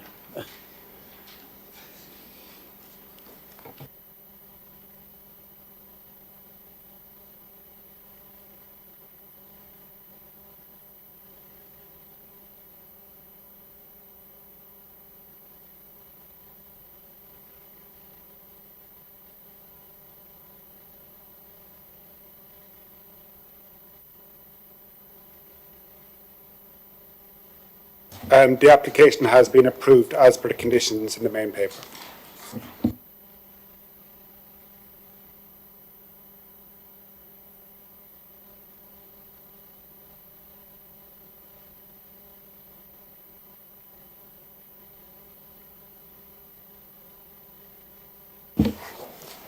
Item 5 is for land adjacent to Lime Tree Gate, Lime Tree Way in Chinham. It's for 296 ground-mounted solar panels on existing level grassed area and erection of security fencing. The application relates to an area of soft landscaping within Chinham Business Park on Lime Tree Way. The application site lies to the south of the building currently known as Lime Tree Gate, previously known as Chelford House, with car parking in the intervening space. The surrounding area is predominantly commercial and industrial in terms of use and character, with the exception of Spinnaker House to the southeast of the application site. This is a former office building which has been converted to residential flats through the prior approval process. The proposed solar panels will stand 2.8 metres in height above ground level, with the proposed fence enclosing the solar panels measuring 2.5 metres in height above ground level. A new hedge is also proposed to be planted on the outside of the fencing. The tree inverters and associated switchgear will be installed inside the existing plant room in Lime Tree Gate to serve the proposed solar panels. The proposed development will provide renewable energy to serve the adjacent existing commercial premises. The proposal would accord with policies SD1, EP2, EM8 and EM10 of the local plan and the MPPF. The proposed development will be considered acceptable and balanced, taking into account the benefits and harms of the scheme, with the harms limited to only minor landscape harm, which is mitigated to some extent. There's no updates on that application. Therefore, the application is recommended for approval as per the main paper. Thank you. We have one person talking in support, and that is Ian Knight. That's what it says. Sorry, are you speaking? It's not you. Item 6, right. So we don't have a speaker. Right, okay. Thank you very much. We will... Sorry, officers' questions. Members, any questions? I can't tell from the plans that we've got in front of us, how near is the nearest residential dwelling? Is it a completely commercial site?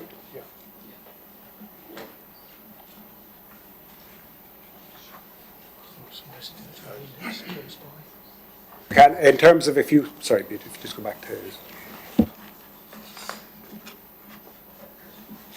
So if you can see where the red line is drawn, building to the southeast, sort of upside down L-shaped almost to describe it, Spinnaker House. So it's just immediately adjacent to the southeast of the red line. Is Spinnaker House residential? It's a prior approval office to residential conversion that was approved a number of years back. Councillor Bound. There's normally within the report a time limit on the solar panels. How long they're going to be there? 40 years, for instance, was one that we had recently. Is there one for this?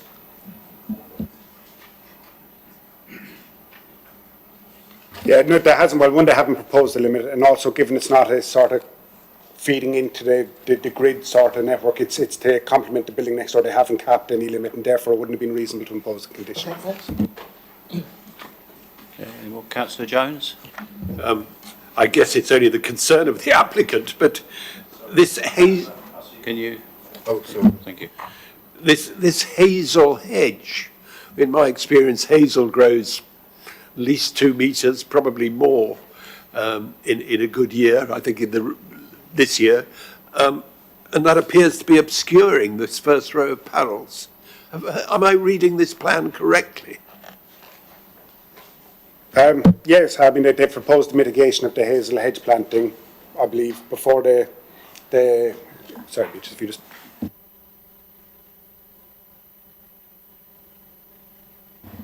Yes, that's proposed. Obviously, we've got a condition on in terms of details around landscape, and the landscape officer was supportive of the proposed mitigation to try to obscure these in this location. You have it's set back from the edge of the sort of wider landscape, and so there'll be sort of low-level green space, hedging, fence, panels. Yeah, so that's the landscape officer has asked for that, or some She hasn't asked for that specific. Sorry, I hadn't been asked for specifically that type of landscaping, but they've suggested that, and the landscape officer has not raised any objections. I mean, a slower growing hedge might be sensible, but hazel seems a very strange choice. Okay, any more questions for officers? No. We will move, sorry. Can I just ask, the land at the moment, is it used by anyone at the moment? If it's used, it will be used on an informal basis in terms of that it's not public open space. It's within the ownership of the applicant. So in terms of its current use, I mean, they could in theory in the morning put out some fencing around it and enclose it from the public. So it doesn't have any formal use at the moment. And the solar panels, could they not be put onto the building itself? I mean, what's proposed is what is proposed, and that's what we're considering. Okay, any more questions for officers? No. Okay, we will move to debate. I've obviously read the report, as one does. I've absolutely no problem with this application, and I think my thoughts really, rather than speaking them, are summed up in 10.2 on page 160 of the under the balance and the conclusions. So I would move the officer recommendation. Okay, do we have a seconder? Councillor Freeman, all those in favour of approving the officer's recommendation?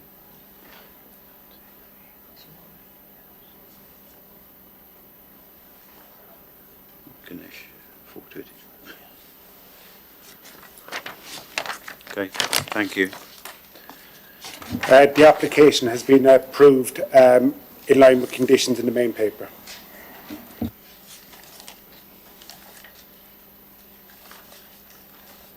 be kind to Councillor Ganesh. Sorry? No. Shall I? Refusing participation. Yeah. Okay, we will move on to item 6. If the officer would like to introduce.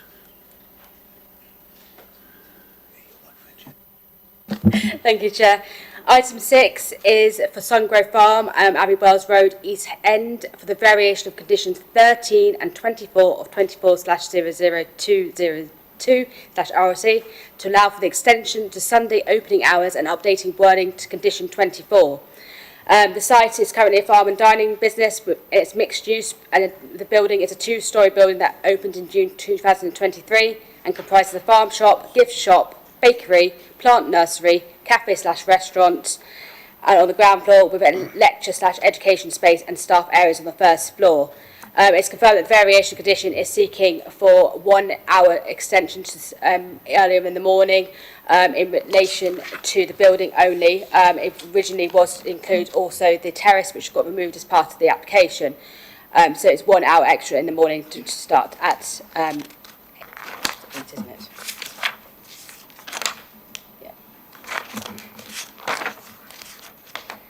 Yes, 1 hour earlier on a Sunday. So, and the application is recommended for approval as per the committee agenda. Thank you. We have one named speaker, Mayor Rubello. Did I get that right?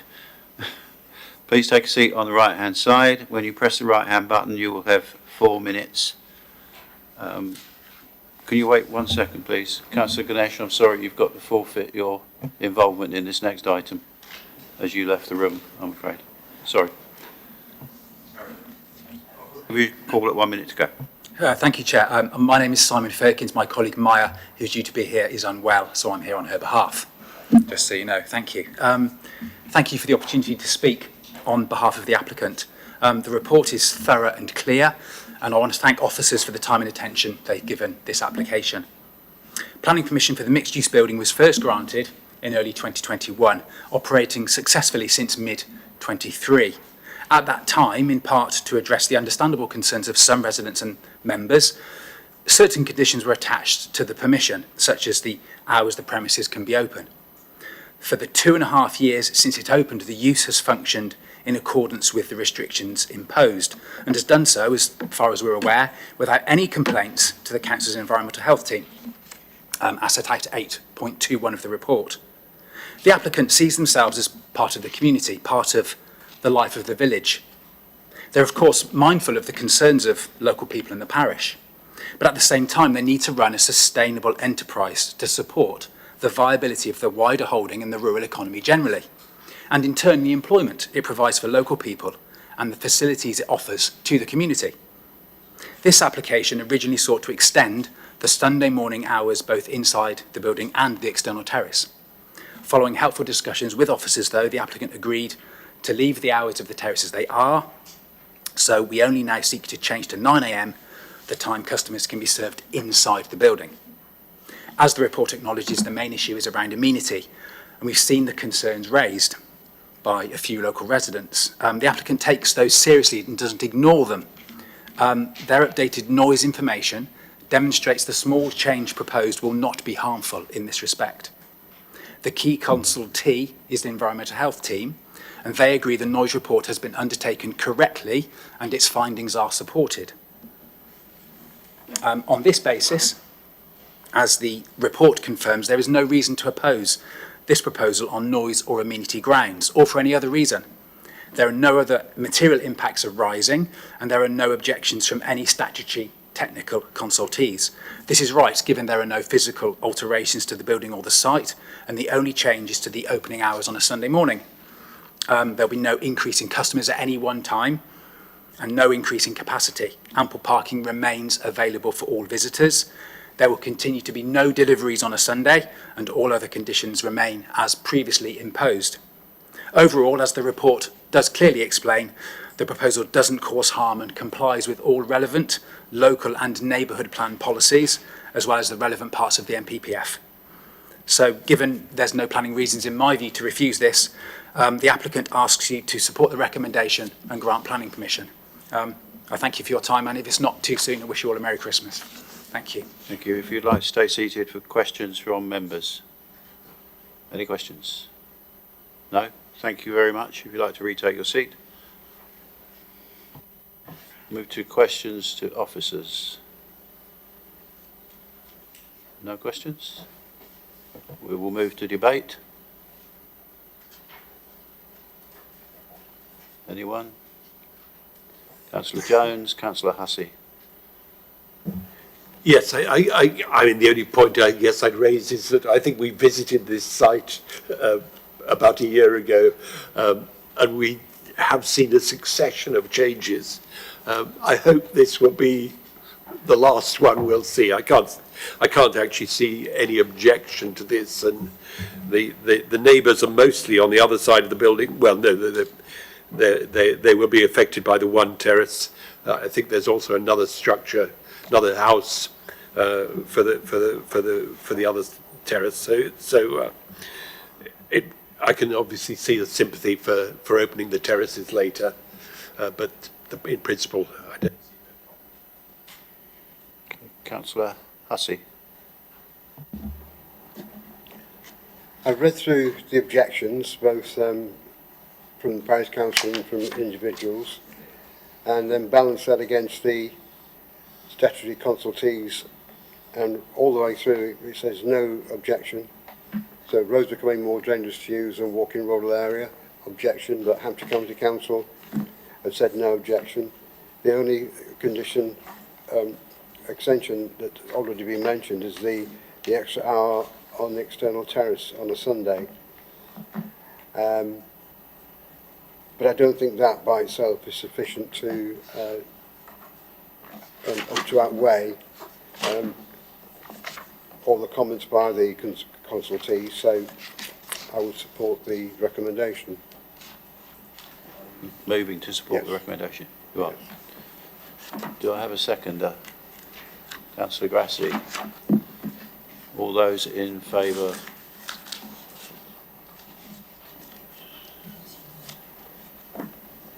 Those against? Councillor Gillespie. Thank you very much.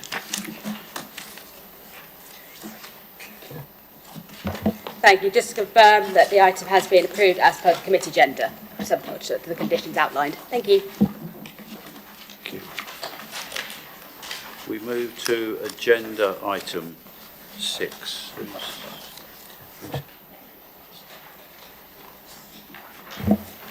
Thank you, Chair. So, Agenda 6 is about paper in relation to enforcement. It's in relation to 8 Hale Farm Close, Sherford-on-Loddon, and it's a request to consider the expediency for enforcement action.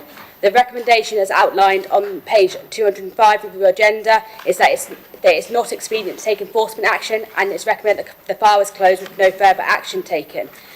The breach matter relates to a breach of condition in relation to parking and the conversion of the garage. The garage should not be converted, it should have been retained for the parking of vehicles.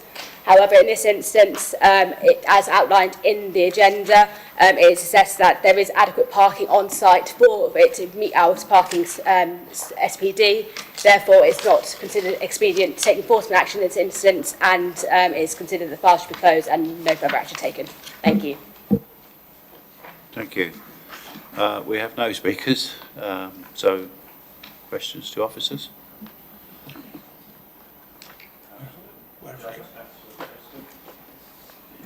Okay.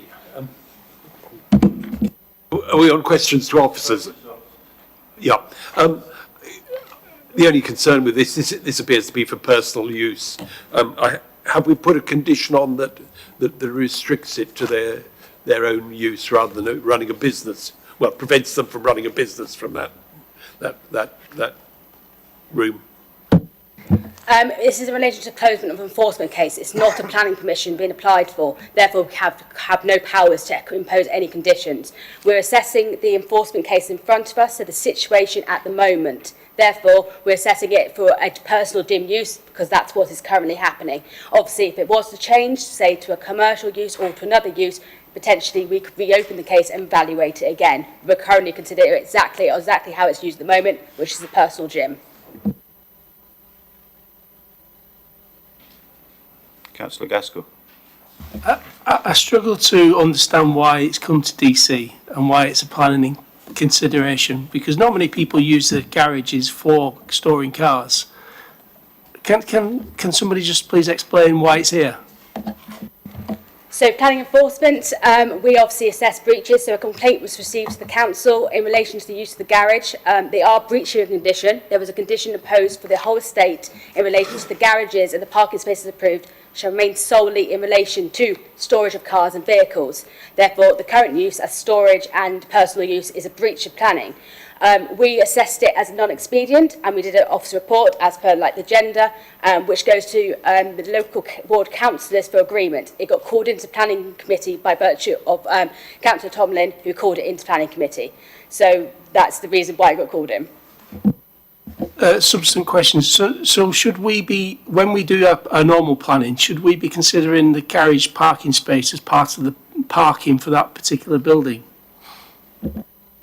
So at the time of the application for the whole estate, it was outlined as obviously a parking space, so that's why the conditions in effect. Obviously, in this instance, the reason why it's gone for non-expediency is because it's a 3-bedroom house and there's 2 parking spaces still remaining in the driveway, so there is no impact on highway safety. So as such, if an application was submitted retrospectively, which is what we asked for, but obviously wasn't applied, hence we had to go to the expediency report, it would have been recommended for approval. Just to confirm, Councillor Ganesh, you can participate in this if you want to. It was only that one item.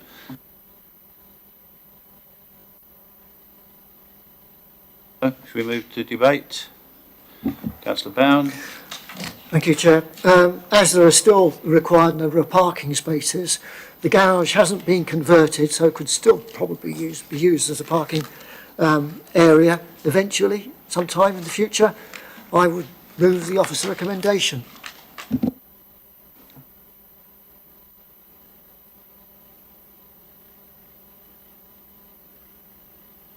No? Okay, we'll move to vote then. All those in favour of the officer recommendation? It's unanimous.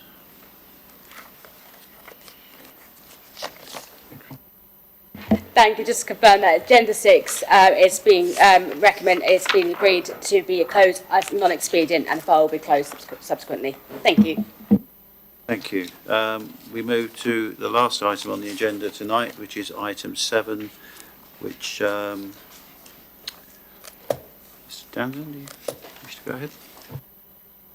Thank you, Chair. So this is the quarterly appeals report for the period of 1st of August through to the 31st of October 2025. The appeals are set out in Appendix A. As you can see, there's a number of appeals there across a range of different types of development.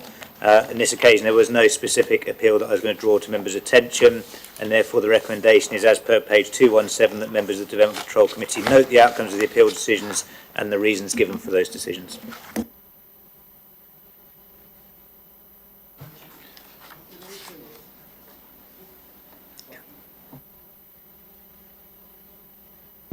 In the report, where a committee's decision is to refuse, and but the application is allowed, can we have what the officer's recommendation was, as well as the, or am I misreading it?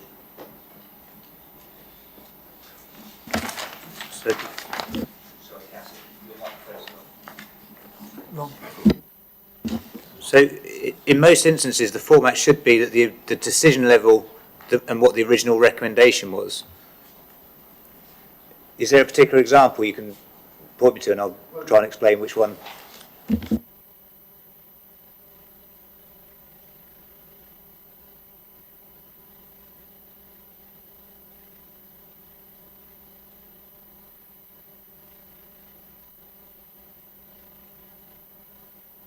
Yeah, so using the example that Councillor Freeman's just referenced on page 223, so the horse paddock at Stoke Road one, that was a committee decision.